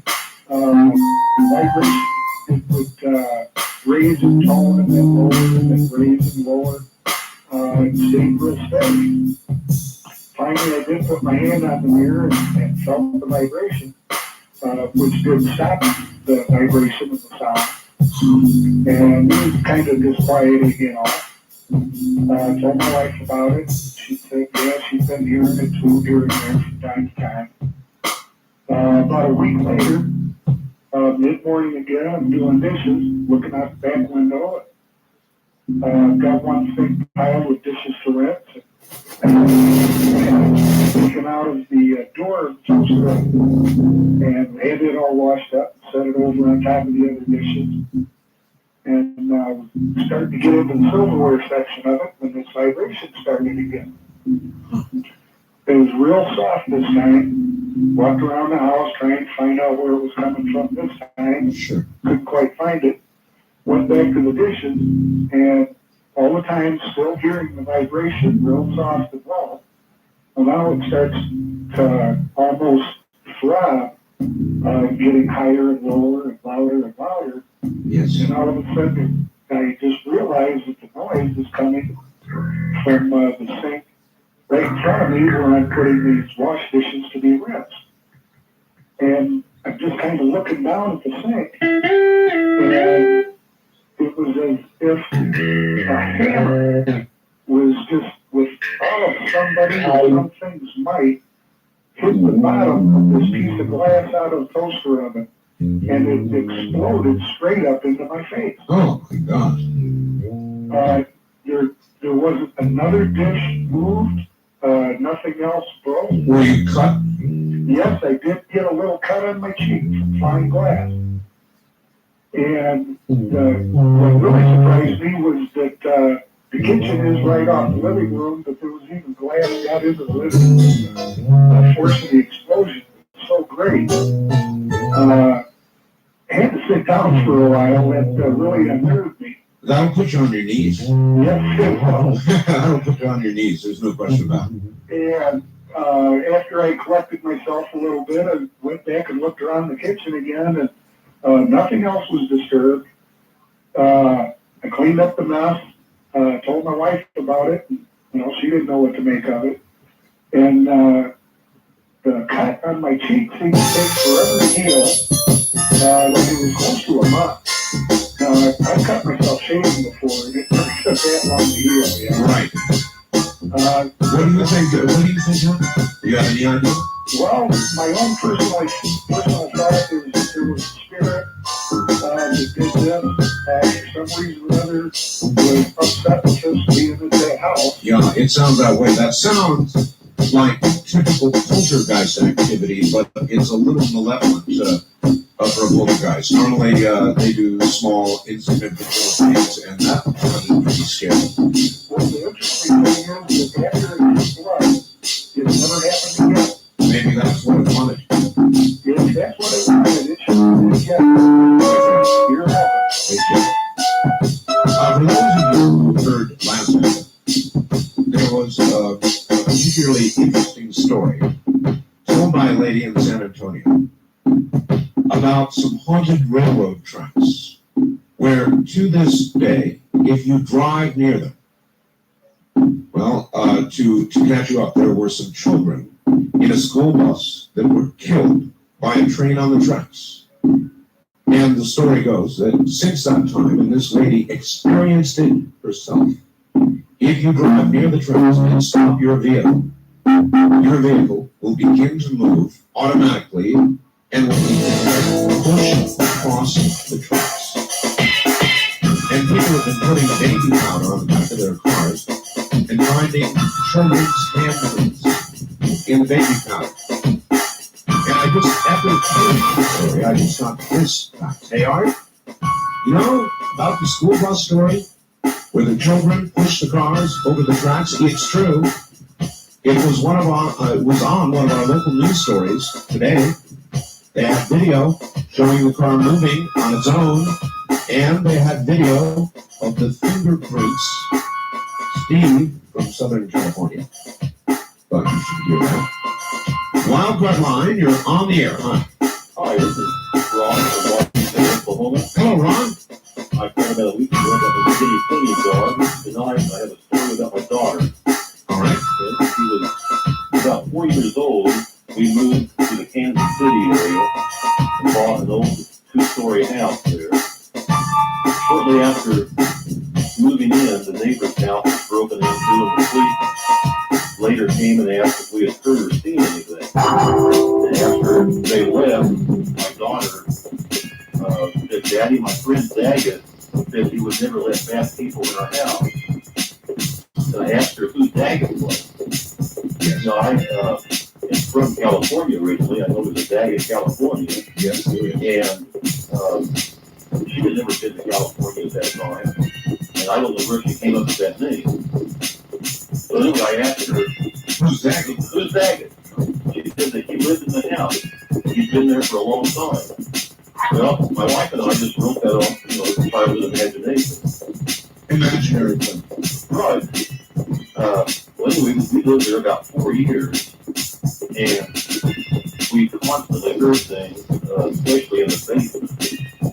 And our washer and dryer in the basement, and got to where my wife would go down into the basement unless I was in the house, and then at night she wouldn't even go down at all unless I went with her. So that's where I did the laundry. I had been a trick in her part. A trick. Anyway, my daughter would occasionally run to the basement stairs and yell, "Be quiet, Daggett," and the noise would stop. Well, anyway, this was, like I say, it's written on those house creeps in a child's imagination. Sure. One night, I went into her bedroom to read her bedtime story, and we had a large, overstuffed chair sitting next to her bed. And I sat down in the chair, and it was like I had dropped into a meat locker. I mean, it was so cold that it took my breath away. And my daughter screamed, "Daddy, get off her Daggett." Oh, And from that point on, sorry, how old is your daughter now? well, I'm, like Paul Harvey says, this is the rest of the story. My daughter is a freshman at a university here in Oklahoma that I won't give you the name of, or the identifier, but anyway, she is president of the University Pagan Society. She's a witch. She is a member, or whatever you call it, of the group called the Wicca. Yes, those are wishes. So she is all excited right now. She just saw me about an hour ago, and the big goings on, that they're having big overnight bonfire. And Oh, I'm sure it's a big day. I don't Big day. even ask questions about what's going on. Do you ask about? No. I understand. Do you ask about Daggett ever? Well, that's funny. I asked her about it, and Well, listen, I'm going to bring one. That's a hell of a story, though, sir, and I appreciate it. Daggett in the chair. No, thank you.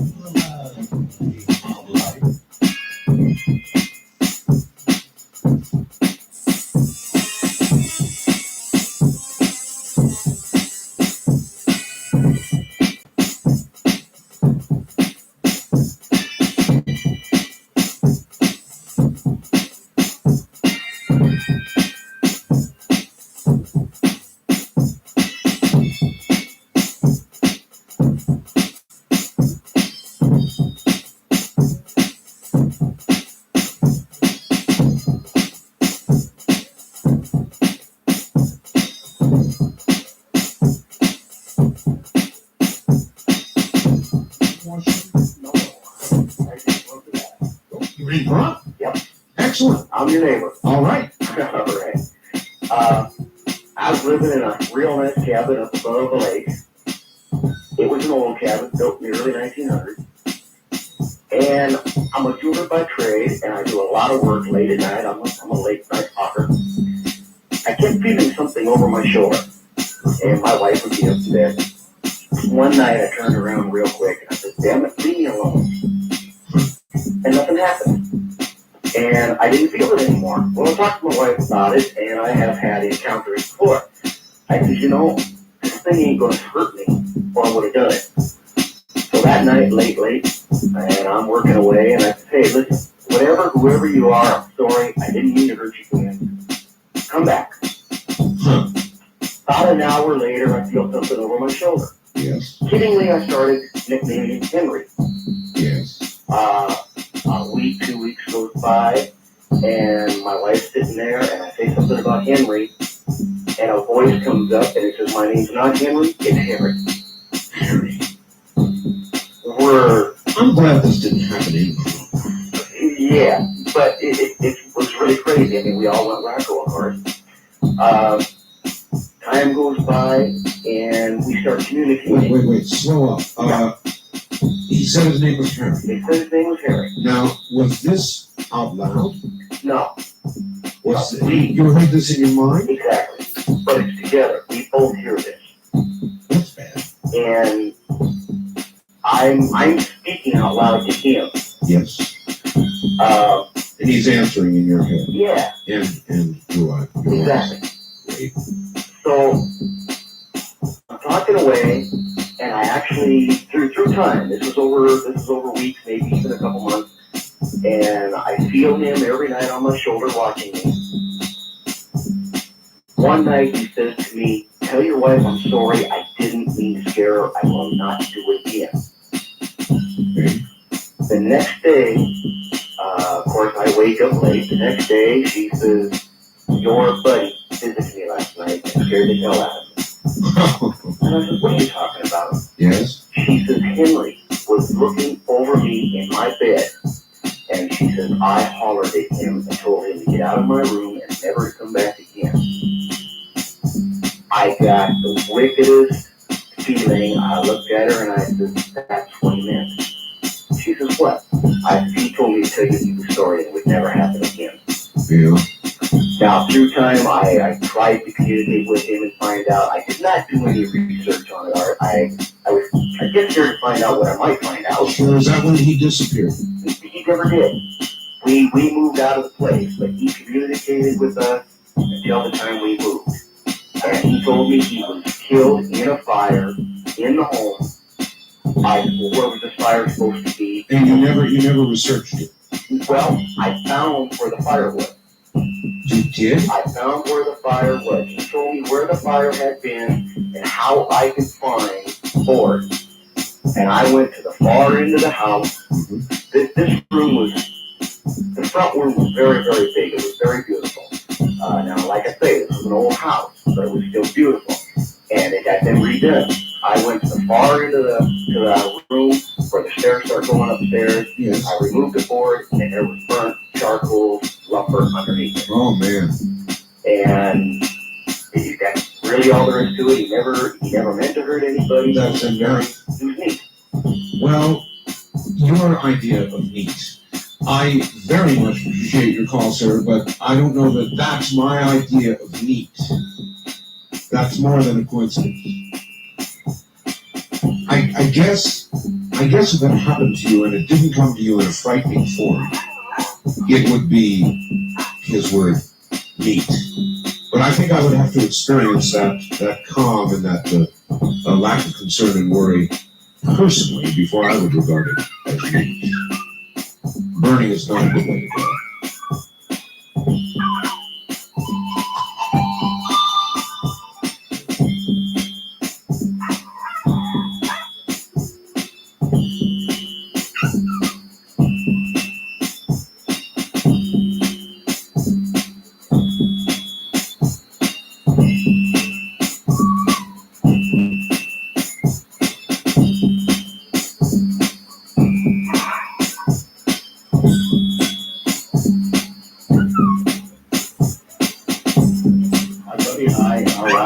One night, summer night, 8 months later, and took a Ouija board in the back of my pickup truck. We parked in a deserted canyon, a box canyon adjacent to this housing trap where this man lived.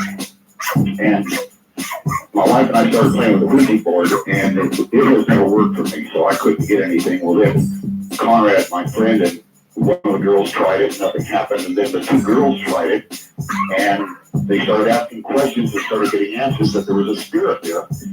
And my friend Conrad is making notes on a pad of paper, and I was sitting there, and all of a sudden I got this real weird feeling come over me.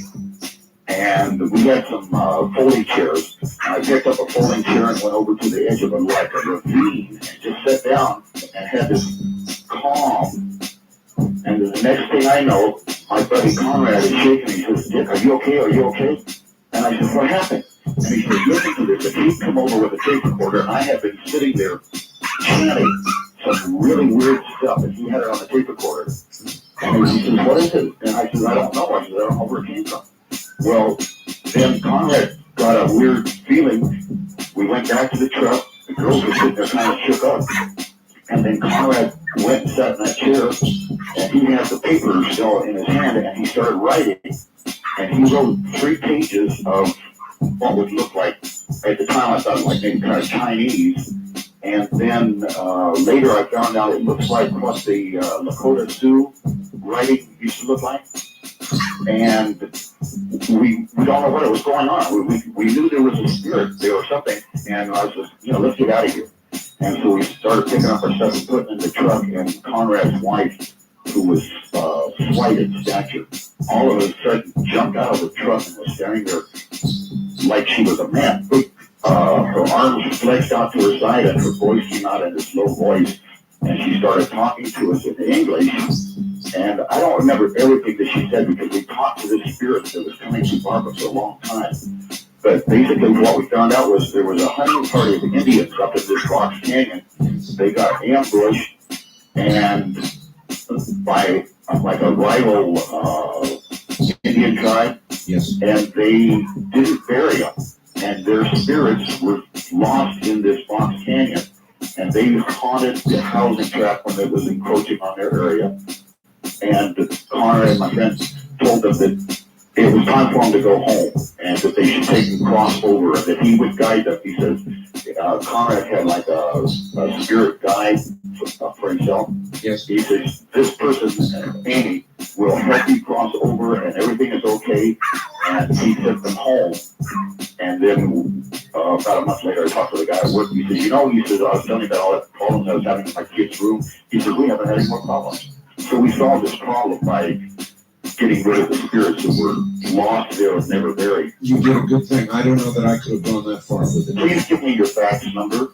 It's area code 702-727-8499. Yep. Do you have a blue picture of Charlton Heston or David Canary in your house? No comments, sir. I appreciate the call. Well, I don't know that I would have lasted that long. That's possession. Automatic writing. Speaking in tongues. And then finally, serious possession. And I think before then, I would have been gone. Hi, Art. I've got a true story for you and your listeners. When I was in high school, I met this nice family overseas and bought a home in our neighborhood. As time went by, they became my friends. Subsequently, they offered to let me actually stay with them rent-free if I would help them fix up another home. I thought it'd be fun, and with the approval of my parents, I did that. What followed was sometimes wonderful, and at other times, a truly awful horror. I believe I was somehow warned to leave by a force that bothered everyone but me. I felt protected by something, and I think it may have been my deceased brother who passed a few years earlier. As I tried to tell members of the family the things I saw, I was met with deaf ears. Finally, one night I talked one member of the family into playing some Scrabble with me. When we finished playing Scrabble, I left the board on the floor, and the tiles just muscled about on top. I awoke to find the Scrabble board with words so ugly I can't even say them, let alone tell them to you. Needless to say, cuss words. When I called up a member of the family to see, they just shrugged their shoulders.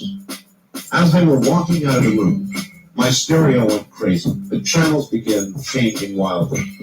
The family members seemed to be oblivious to this. I moved. Later, I found out there were some real abuses going on. That the man was sent out of the Philippines for abuses he committed against his first wife and children. Thus, he moved to the U.S., and I believe that is why there was such evil in that house and in New Mexico. East of the Rockies, you're on the air. Morning. Morning. And happy St. Halloween Eve. And so it is. Got a wild one for you. All right. Family recently came into money some time ago, and we bought an old house, and we're restoring it, and my wife started an antique store. And after a while, we got, getting a nice collection going. We noticed strange things happen. Some of the antiques that we would get would end up on the floor or across the room. But the strange thing was, these were children's toys, mostly dolls. Really? And this went on for a while, and then... They were moving by themselves? Well, we'd walk up at the end of the night, and in the morning when we come down, that's where they'd be. No longer in a single place on the shelf. So what did you presume? That you were being broken into or something? Well, we weren't sure what was going on. We thought maybe, we had mice or something, and then my aunt, who does a lot of these things for a lot of this, I thought, hey, well, maybe there's something to it. It was all harmless, and then we started hearing child's cry late at night. We thought it was our daughter. We go running into her room, and there she is, asleep. And then later on after that, some of the toys in her room was being tossed around or misplaced. And this started getting a little crazy. We moved into to a friend's house for a while, and we checked in on the shop every morning, and same thing. Daughter's room, what was left, was still being tossed around, and no one was getting hurt. No one, nothing was happening to anyone. So it was nice and safe. And then after a while, after we started, going on to renovation, we knocked out an old wall, and the repairman said, "Hey, you're collecting antiques. Here's one for you." It was a very, very, very old doll that was blackened, like it was in a fire. And that area behind the wall also looked like it had been in a fire. And so my wife, she's really good about restoring things. She cleaned it up, put in some new lights, new clothing, and actually put it on the shelf. And nothing really happened after that. Everything had calmed down. Maybe you had found the center of it and you cured it. Well, that's an incredible story. Well, it hadn't dawned on us until we had sold this particular item, and everything started up again.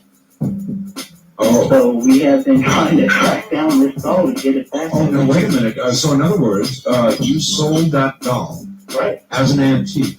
Right. And the hauntings began again? Right. And now you're trying to get the doll back? Yes, we're desperately trying to find the person we sold it to. Did some research on the house. It really is an old building. It's one of the earlier ones in Kansas City. And it used to be a private orphanage. They had burned down. I wish you luck. Short of being able to get that doll back, I think it's time to go on to whatever's next. Sounds like a good plan. Thanks for the call. Well, there's a story for you. Yikes. I thought it was over, but he sold the doll, and now it is returned. Whatever it is, it wants that doll back, and I suspect if it doesn't get it, well, as I said, sir, there's got to be other things to do. Western Rockies, you're on the air. Yeah, I've got a real good story for you. All right, where are you? In Bentley Terrace. All right. To Seattle. Yes, sir. A long time ago, when I was about 11 years old, one of my mom's friends was killed on Halloween. And then a couple months ago after that, my mom connected with this young lady that plays with Ouija board. And she said, can I ask you a question? And the woman said, sure, go right ahead. She said, well, I've never used my son. Well, the thing's pointing to yes. And my mom said, that's nothing. Then about a year from that, me and my brother ended up in a foster home. We ended up inside my mom's friend's son that died on Halloween, her foster home. And I get his bedroom. Wow. And all of a sudden I was asleep one night, and there was like two other foster kids in the bedroom with me. Yes. And I'm asleep on my bed, and they're asleep in their bed. All of a sudden, I feel my bed crack down real hard, like someone sitting on it. And I got scared. I didn't even want to open up my eyes. I said, get out of here in the name of Jesus. And all of a sudden, the bed just, boom, raised up. Raised up? Well, it's oh, you mean from being depressed? Yeah. It raised up. So whatever it was, left immediately. Nothing. And I went to the foster room, and she said, oh, it was the dog. He's in your room. I said, no, he wasn't. The door was closed. You're sure of that? Yeah, I was sure. And I asked everyone else in the bedroom, after they woke up, did you feel anything? They were saying, this is crazy.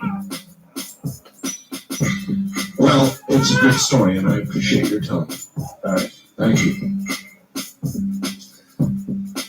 That to me seems like it was a story of just evil. Eastern Rockies, you're on the air. Hello. How you doing, Art? This is Bill from St. Louis. Yes, sir. I experienced something one time when I was in the Marines in Okinawa, Japan. I know, I lived there. I had a Japanese girlfriend, and we were visiting the southern area where they have all these monuments of World War II. Oh, yes.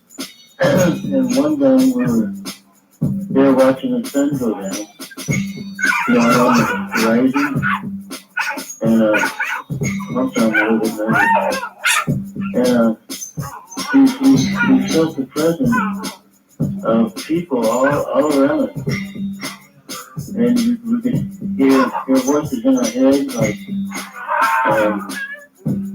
people talking, which I can understand. And I looked to my Japanese girlfriend. Yes. And she was running a mile a minute. Back to the car, and she had tears rolling out of her eyes. And she never told me what she heard or seen or stuff. She would never talk about it. And I told me I never forgot since I was on the island. Well, I too lived there many years, sir, at Kadena First and Canadian Air Force Base and Naha. And I can tell you, there were many bloody battles on that island. Many people died. Very violent deaths on that island. That's Okinawa. And it's a haunted island. We will be back.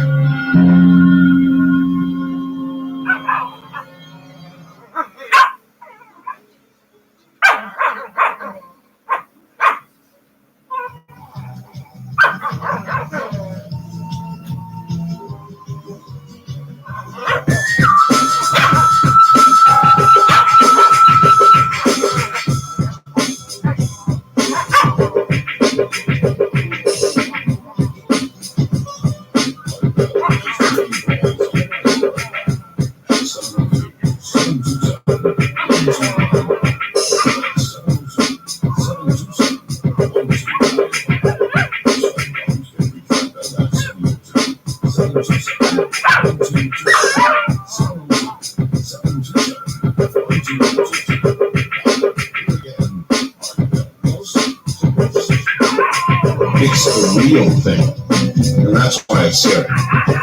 How can you listen to all of this and not believe it? Or perhaps you're beginning to change your opinion as the evening goes on. I'm Mike Bell, and we'll get back to our stories from you.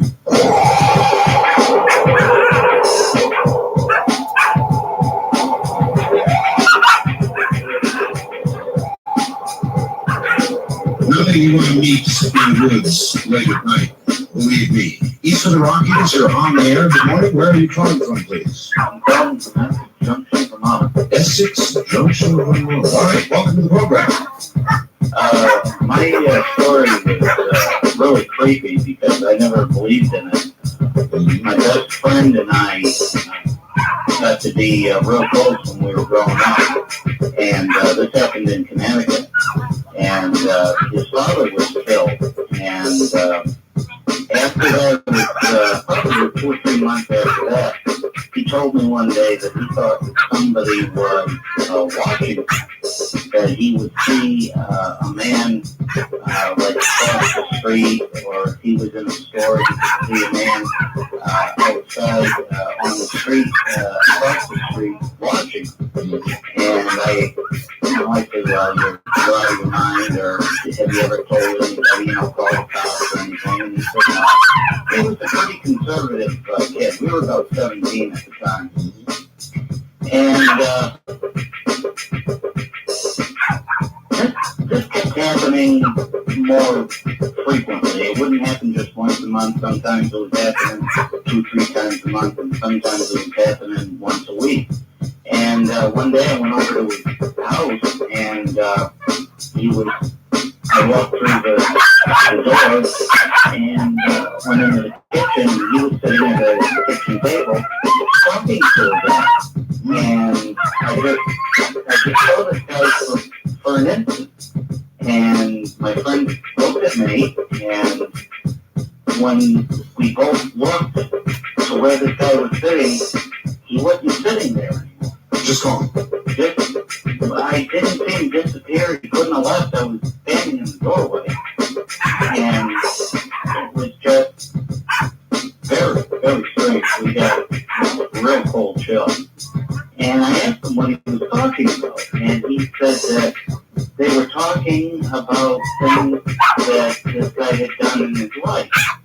And I said, well, where did he come from? And he said he was just in the house. You know, you're the second call like that.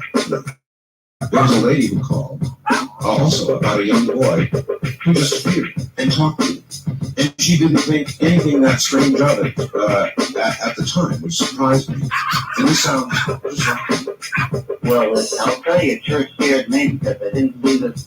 And I mean, this was a real guy. I mean, he was there. And then, Well, something. neither one of us saw him disappear. It wasn't, you know, a foggy image or anything. It was. I understand. Something was there. Thank you very much for the call. Vermont is kind of a, all of New England for that matter, is a little bit older, back to the beginning of our country, and there's a lot of history, let me put it that way. Thank you very much. Thank you. You take care.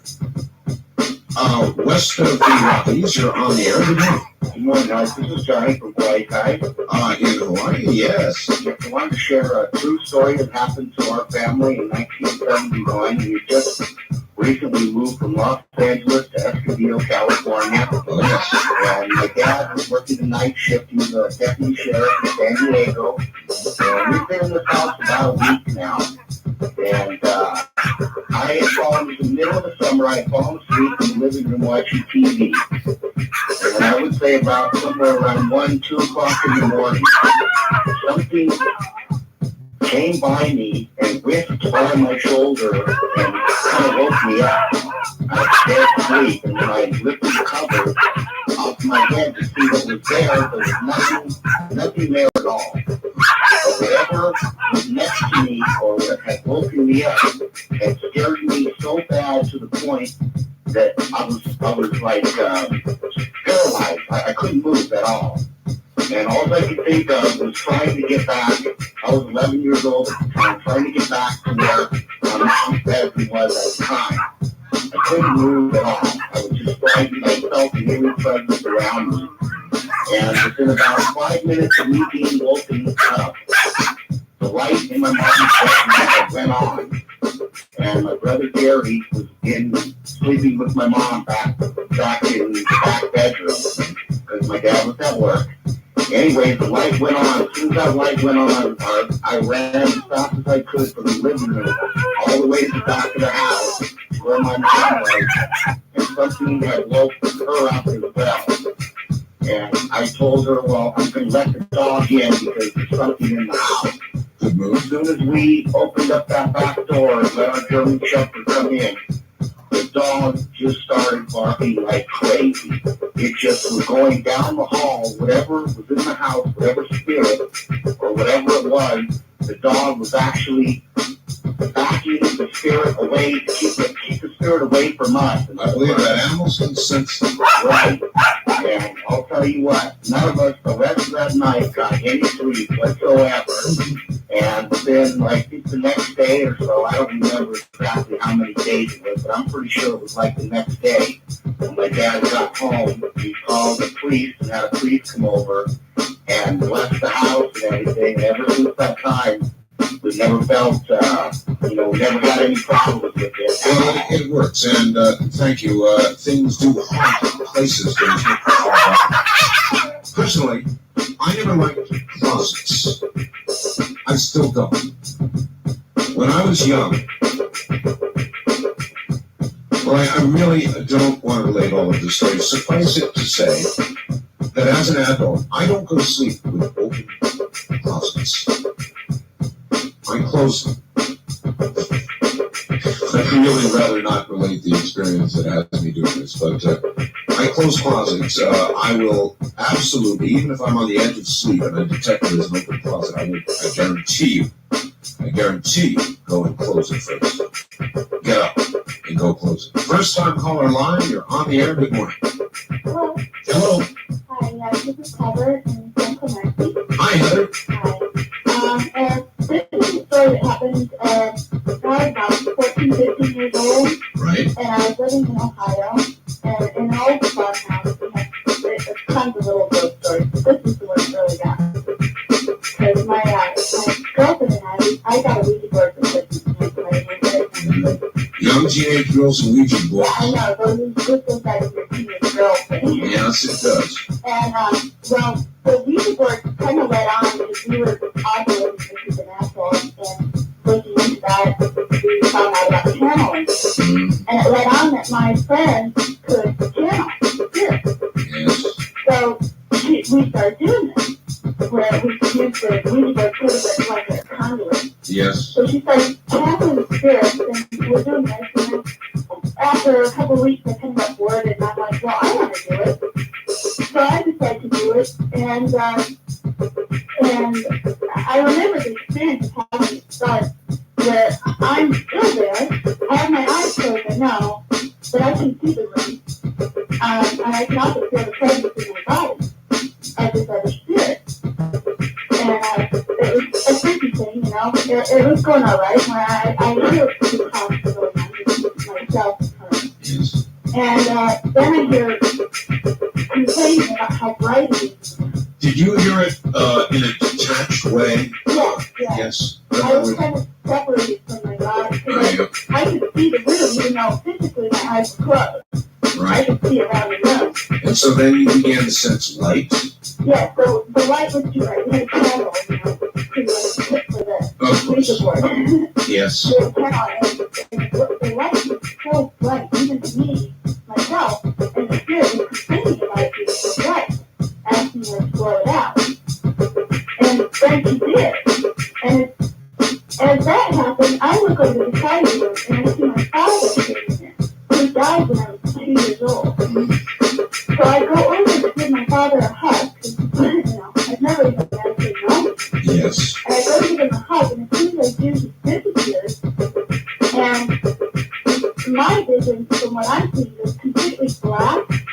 And I start seeing serpents with 2 heads, red eyes, rats. Everything is black with red eyes. It's horrible.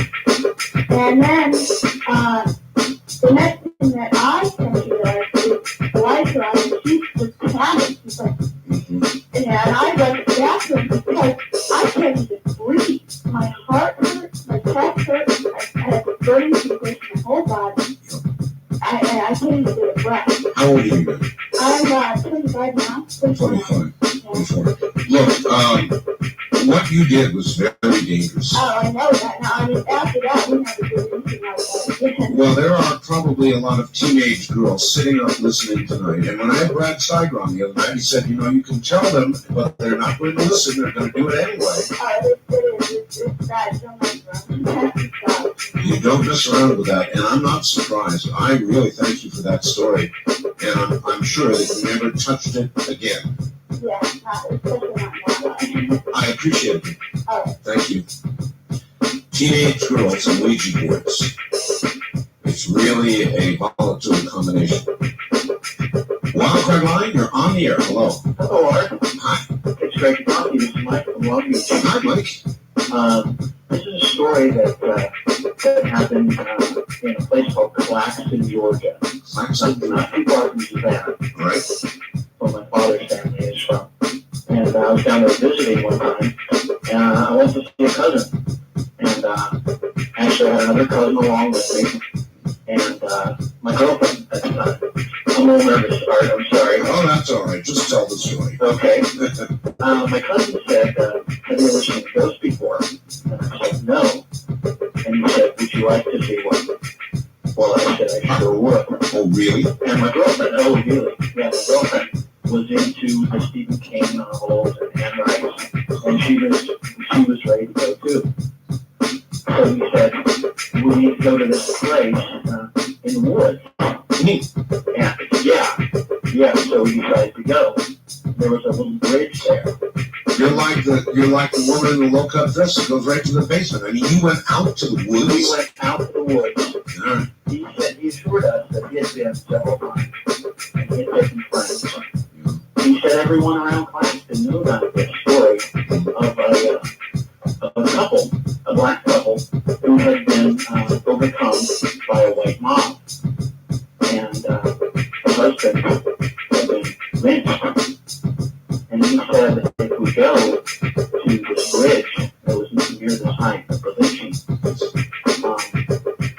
and here's the tricky part, Art. We had to walk across the bridge with our heads down, as though we had been lynched. And we walked across the bridge, all the way across, and then we walked back to the center. And we looked up, and across the road, was a little hill, and a lot of trees. And we just waited. And all at the same time, we said, I see it. We saw her come out of the woods. Her? Her. We saw her. She's looking for the spirit of her husband. And, oh man, is right. I mean, that's, to me, that's going too far to have a truly frightening experience. Well, I wasn't very frightened. No? No, actually, I was curious. My girlfriend was running away. That would have been me. That would have been you. But I was very curious, and she seemed to be moving in slow motion, coming down the hill towards us, starting back into the trees, and then coming down a little bit further and reappearing. And although her shape was sort of, she was one pattern, but she like a green glow. And you just stood there watching, saying, cool? We stood there. One of my cousins left.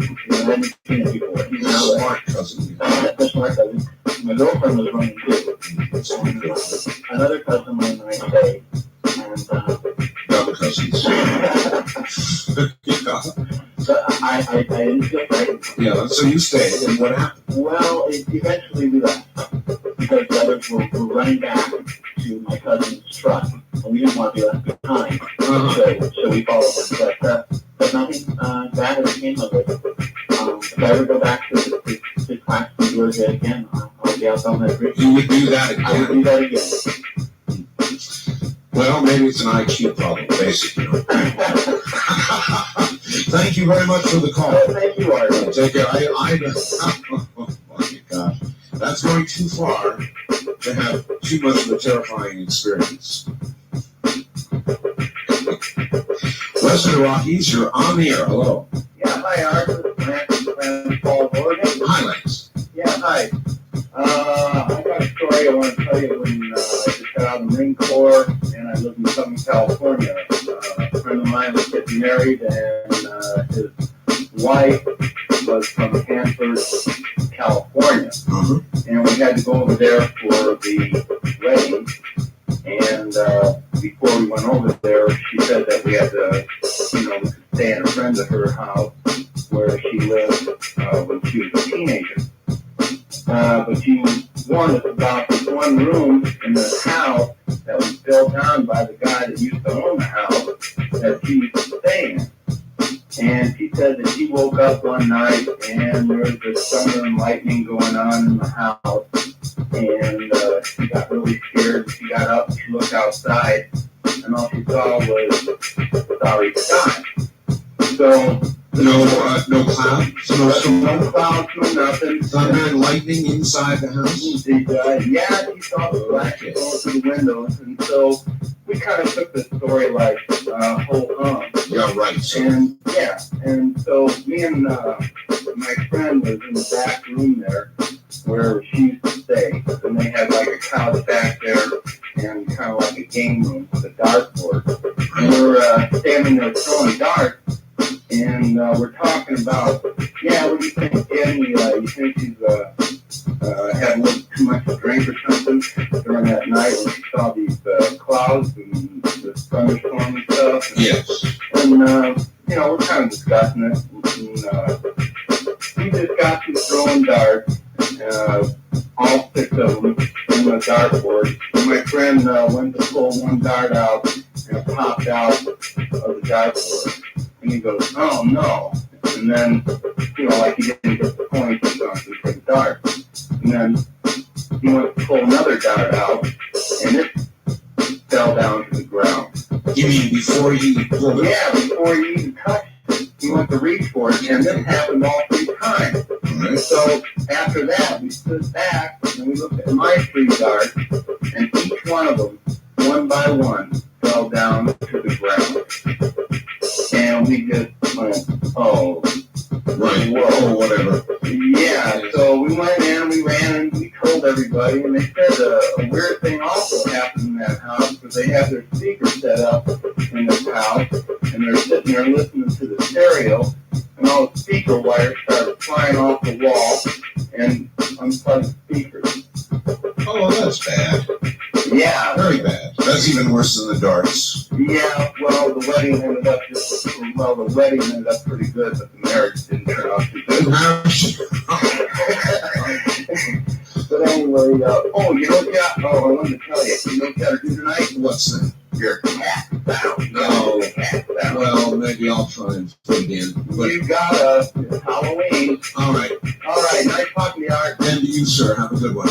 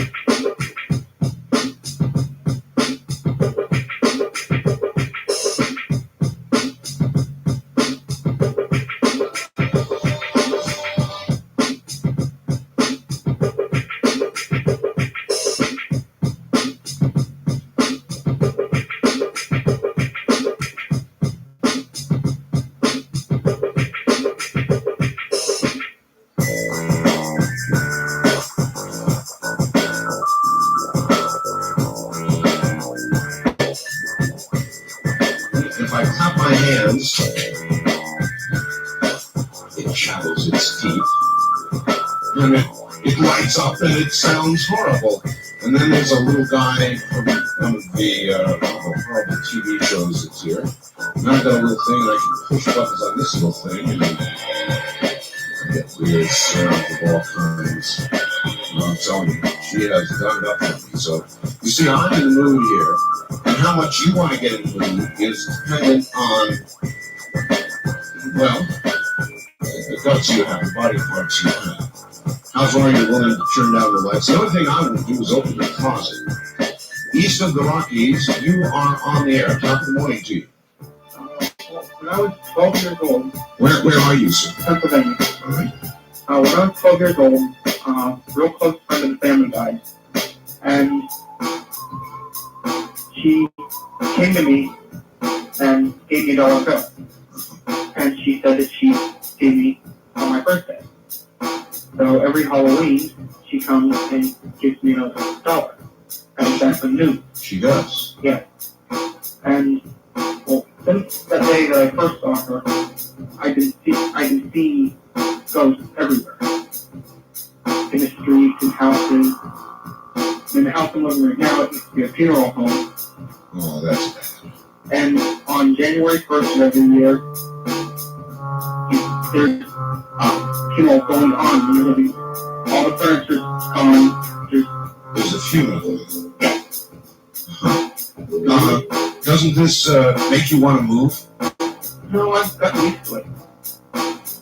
Sure. Out of the living room, funeral going on. Get used to that. That's only one day a year. It'd be one day too many for me. And then you're seeing ghosts everywhere anyway. You're beginning to see entities. How do you feel about that? Well, they don't really scare me. They can't harm me. How do you know that? Well, ghosts don't harm me. How do you know that? Because I've talked. Well, maybe the ones you know don't. But we've heard some pretty strange stories this morning. Well, most of the ones that do hurt are the demons. Demons. Yeah.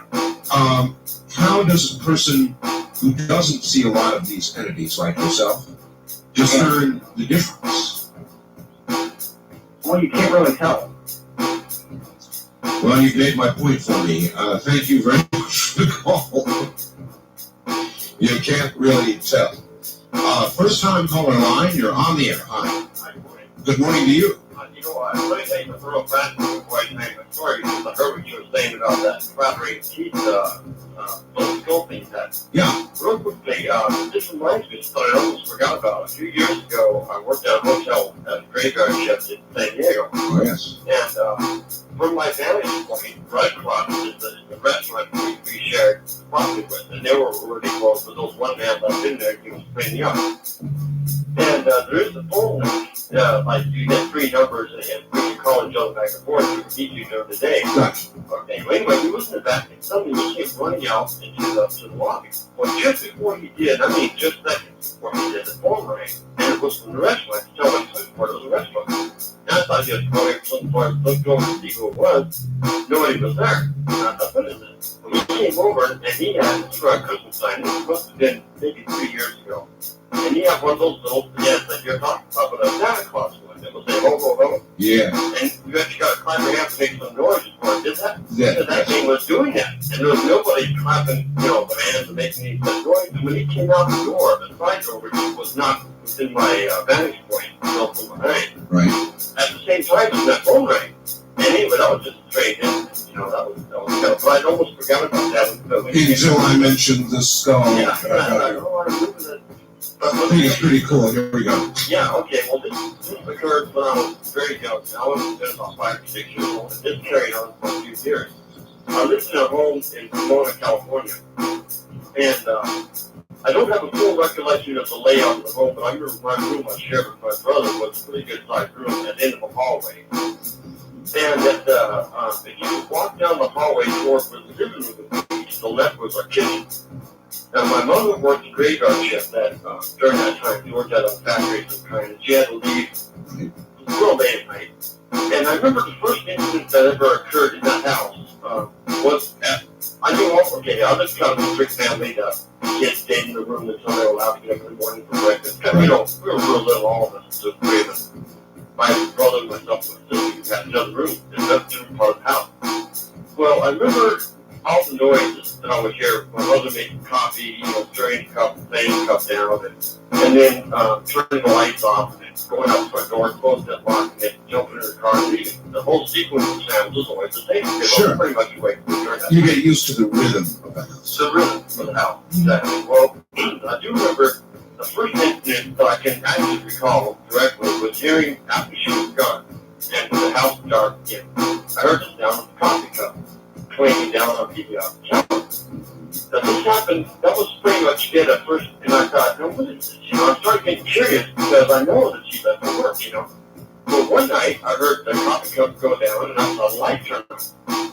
After my mom was left, so I got up and I went to see if my mom would come back to the house. Well, I would go to the kitchen, and nobody is there. Now, incidents started to increase like this, and I would tell my dad, and I would tell my mother, I would tell any adult that would listen to me, including parents of my friend, and they all thought I was crazy, and, they didn't believe me. They don't listen to kids enough, I don't think. I know. Well, incidents started to increase, and also something else started happening to me. My dogs would get out, and we had 2 short-haired dogs, we loved it at night. We found them in the bathroom, we had the washing machine dryer. And pretty much, I would say everything about activities once a week, the dogs would get out, and they'd come tearing up the hallway and jumping on our bed and stuff. And my dad would get myself and my brother in trouble, not thinking that we're letting the dogs out. Never, either my brother-in-law or I ever do that ever. But we're accused of it pretty much every day, because it seems as though that's what's happening. And I'm beginning to wonder about that now. But the incidents that I know were spiritual in nature started to improve, started to increase. For example, when I would wake up suddenly with a start during the night. And something would wake me up, and why or how sharply, I can't really explain. But there would be a very, very cold presence in the room, extremely, extremely cold, and I would be hovering right over my bed. And I know it was something, but I didn't know what it was. But it would come quite frequently, and it would seem as though it was draining energy from me, because it would go from my feet up into my chest area. Succubus. And then it would go away, and this would happen a lot of times. I would say fairly frequently. Well, at one point, when this we don't have much time left. Okay, I'm gonna hurry. I would get up and I would run into my grandmother's room and jump into bed with her. Well, this continued for a very, very long time. Now, I know I haven't got much time, so I'm just going to get to the good part. There came a time when we were going to move from the house. And I remember telling this whatever, that you'll never bother me again. You'll never, ever bother me again. We moved to a house in Ontario, California. Within about a year or so, I was in about fourth grade by this time. I remember this incident very specifically, looking up the hallway and seeing a very short man, very white, glowing like a calorie white color, walking up the hallway. Hands in his pocket, like wearing an 80 coat, and his head was crouched down. He went right into my room. I jumped underneath the covers, I could tell he was right outside. I was kind of peek out, and he's right there. He put his hand on me, and I do not know how to describe this. Maybe some of your guests have experienced it before, too, or you're listening. But it seemed as though he was reading my mind. Like every thought I had, he was telling me what I was thinking. And the only thing I could say, that was the weirdest experience, and it's absolutely impossible to describe. But I do remember seeing the person's face, and it was blank. It was a blank. A blank face. All right. Well, I appreciate the story. I would say this, that children and animals sense these things before adults do. Not that adults don't experience them, but they have to be much more obvious. And sometimes they can occur, and your animals will know there is a presence. Your children will know, and you will put it off, as one does children, to their active little imaginations. But when they get older, and they become as you, they too will be basically immune to it. That doesn't mean it's not there. You just have forgotten how to see it, and hear it, and know it. Not children, and not animals. West of the Rockies, you're on the air. Good morning, Mark. Good morning. This is Grant Seattle. Yes, Grant. Got the mood lighting, the candle, the open closet, stuff. I wouldn't open the Got a story for you about a haunted radio station I worked at about 7 years ago in Southern Idaho. Oh, there's plenty of stories in broadcasting. Southern Idaho. Yes. All right. I won't mention the station because the management would get quite upset. No, please don't. Even if we were asked about the ghosts. I worked there on the weekends, overnight shifts, and basically the only one in the station. I had heard about the ghosts years before. We used to go out there for the ghost tour, and they would show us things that it would do. It would flip on lights, basically on command. Really? And so when I would work out there, lights would flip on and off, phones would ring, pick it up, be a dial tone, hang it up, ring, dial tone. The layout of the station was set up, if you wanted a Coke or a snack, in the basement, which at 3:30 in the morning, you're kind of freaked out, and you're hungry, you go to the basement. Right. And so I would get out of the basement, and the layout of the station, say from the south wall, there were desks. Going north, there would be the stairwell to the basement. On the other side of that would be the wall of automated machines, and then just straight over the opposite wall. I'd be downstairs, hearing footsteps move from the desk across the stairway through the automation, just in a straight line, just thud, thud, thud, thud. And, what do you do at that point? That's none of that is good. Do you stay down there and get a Coke, or do you back upstairs and face it? The strange thing about this ghost is it was connected to one of the DJs that worked there. Before it ever appeared at the station, it was at his house. And I guess it was things that happened to me at the station were violent. Things that happened previously to the other DJs that were pretty violent. Things being thrown at them.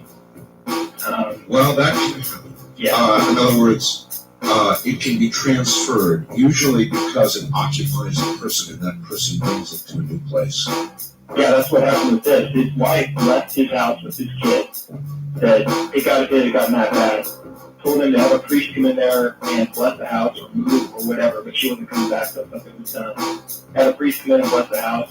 And then he did that, stopped there, everything started up out of the radio station where it was.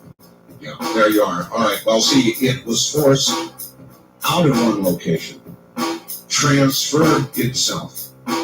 Interesting. Very interesting. Wildcard line, you're on the air. Hi. Hello, Art, Pat here, KSFO San Francisco. Hello, Pat. Boy, I'm ready to run just like you. A lot of these stories, I've been gone, just like you. That's right. Teenager, Golden Gate Park, a place called, well, maybe the kids called it Dark Valley. Used to ride our bikes through there in the evening. Of course, on the street, it'd be much lighter, but down amongst the trees, there was a nice road we used to love to take. It dipped down, and then we'd pedal uphill to get to the other end. I have to say, Grim Reaper, whether man in a costume art, I have no idea.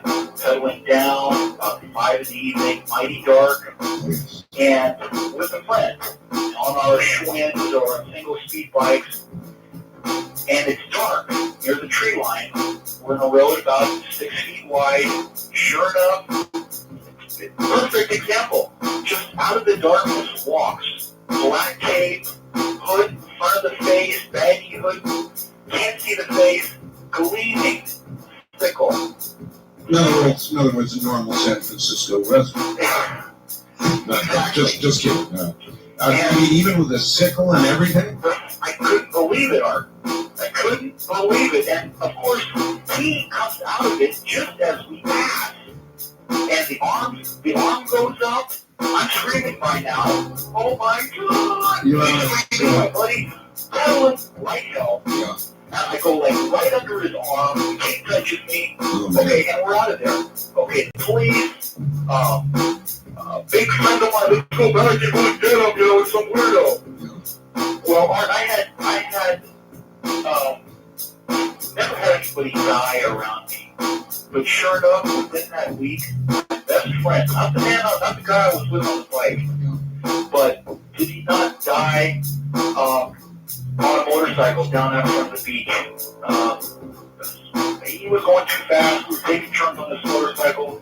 Woman from the middle lane cut across right in front of him to get to the parking lot. Maybe that was the Grim Reaper. I'm telling you. And maybe you will see that again. In other words, there are people that see that figure before those close to them die. I'm telling you, Art. And those Ouija boards, stay away from them. I'll let you go. Thank you very much for the call. Take care of the Bay Area. West of the Rockies, you're on the air. Hello. Hi. Denny in Golden. Golden, Colorado? That's right. All right. And I got a pretty interesting story for you. All right, let her rip. Okay. I live in a house that is probably 112 years old from a historic district in Golden. Yes, sir. And, well, I never detected anything really funny about the house. But for one time, and I was taking a bath. It was late at night, and had a candle burning. And this wasn't so obvious. The candle just blew out, went out. But 5 minutes, I just sat there because I was taking a bath. And I said, whatever, no big deal. Yeah. Okay. Well, maybe 5 minutes later, it comes back on. Now that's bad. Yeah. That's really bad. 5 minutes later, it came back on. Right. Now, if it had been maybe a second, I could maybe see that, but it wasn't a trick candle. It was just a basic candle. Right. And the flame was dancing up and down really high. And it just came back on. So what did you do? I was pretty terrified. I just kind of sat there. Your water got pretty cold. The water got cold? Well, because you in other words, you wouldn't get back out again? Right, I was pretty scared. The candle that wouldn't die. Pretty good one, huh? True? Yeah, very true. Absolutely true. Absolutely positive. You swear on your bathwater it's true. I swear on the cold bathwater. Well, I don't know what I'd do in a case like that, but I'd probably do. I don't know if I'd sit there until the water got cold. But then again, I might. Were you just sort of frozen with fear? That was basically it. I basically just petrified. All right, my friend, I appreciate the call. All right, thanks. Thank you. As we continue to listen to the strange, the unusual, ghost stories. It is Halloween. What the thing about these are that they're real, and that's why they scare you. And another good question might be,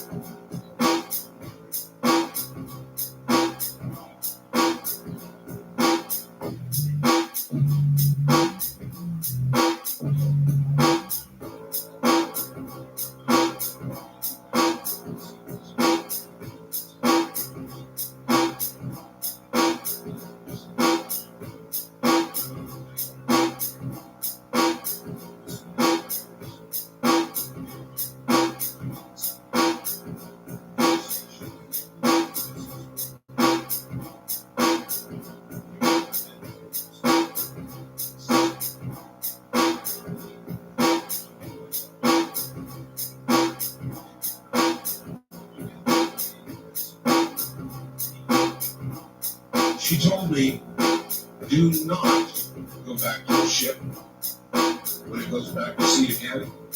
She was almost hysterical about it. She made me promise that I would not go no matter what might be done to me in a court-martial. I was the supply officer's yeoman. So I made arrangements to fly to Naples, Italy, which was to be our next stop in 7 days. My job would be to set up order and garbage barges for the carrier when it arrived. My berthing area on the ship was all the way forward, just below the cat launchers. While the USS Roosevelt was going through the Messina Straits between Italy and Sicily, she collided with a Liberian wheat freighter. We hit broadside. My berthing area collapsed, the sleeping area, which had been pushed into it. The collision occurred about 2 a.m., and I would have been asleep at that time, and I would have very likely been killed. When the ship arrived in Naples, I couldn't believe what had happened. Mothers do know what's best. Signed, simply, Jerry. Wildcard Line, you're on the air. Hello, Forrest. How are you? Fine. This is another Colorado law enforcement story. Did you heard the one I read? Oh, yeah. Yeah, this one is on the offshore main, as well as the agency, if that's okay. That's fine. A couple years ago, a veteran officer in Colorado was routine night patrol on a misty night. And he was driving along the road, he knew very well, hadn't been in that area for many years. He saw a gentleman walking or standing alongside the road. Now, it was a little bit unusual because it was in a rather desolate area of Colorado. He pulled over, did a routine field interrogation on the fellow. He turned out to have no idea. Gave him a name, where the name was, didn't matter. And he had no reason to hold him. I'm not having any weapons on him or anything like that, so he just let him go. Sure. He didn't necessarily search him, but he had no reason to hold him or anything further. So, about 20 or 30 miles down the road, as he was driving along, he spots another fellow standing alongside the road. This guy knew the area real well. He did not turn back on himself or get lost. He pulls over, here we go again. The guy comes over the car, and the officer rolls down the opposite window, and the guy looks inside the woman's car, and he realizes it's the same guy. He looks at him, it's kind of taken aback, decides, hey, what's up with this? Gets out of his car, turns the lights on, walks around the car, and proceeds to want to interrogate this fellow further, and he's just gone. He's just not there. True story? Yes, I'm very good authority. Yes. I appreciate your time. Yes. Thank you very much. Thank you. That is but one of many in law enforcement. And as you know, they work in all hours. Law enforcement goes on 24 hours a day. And so they're out there in the dark hours. And that's how. East of the Rockies, you're on the air. Hello. Hi, Art. Hello. Bill, Hi, Bill. KFTV. You bet. I had an experience about 5 years ago. I went to a housewarming party from mates at work. And during the party, I went into the restroom, and I was standing there, and this cold shiver came over me, and then a voice in my head, one of my voices, is screaming, "Get out." I would take that at face value. I left. There you go. Okay. And also another friend of mine who grew up in the area and some other kids that I run with every year. About 20 years prior to that, one of the guys that I hunted with, his mother committed suicide in that house. Would have got in the bath. Yes. Yeah, I don't know what it is about that kind of death, but everybody out there who's ever contemplated such a thing should bear in mind these sorts of stories. These spirits seem to be caught, or linger, or don't know to go on. I don't know what it is. Yeah, it was the strangest thing because I questioned another friend. I never told this guy about it. But I questioned another friend who grew up in the area who told me all about it. And it's like, yeah, I never believed in that kind of stuff either, but I firmly believe these days. Sure. I appreciate the call, sir. I love your show. Thank you. Art, in 1971, I was working for a company that managed apartment buildings in San Jose, California.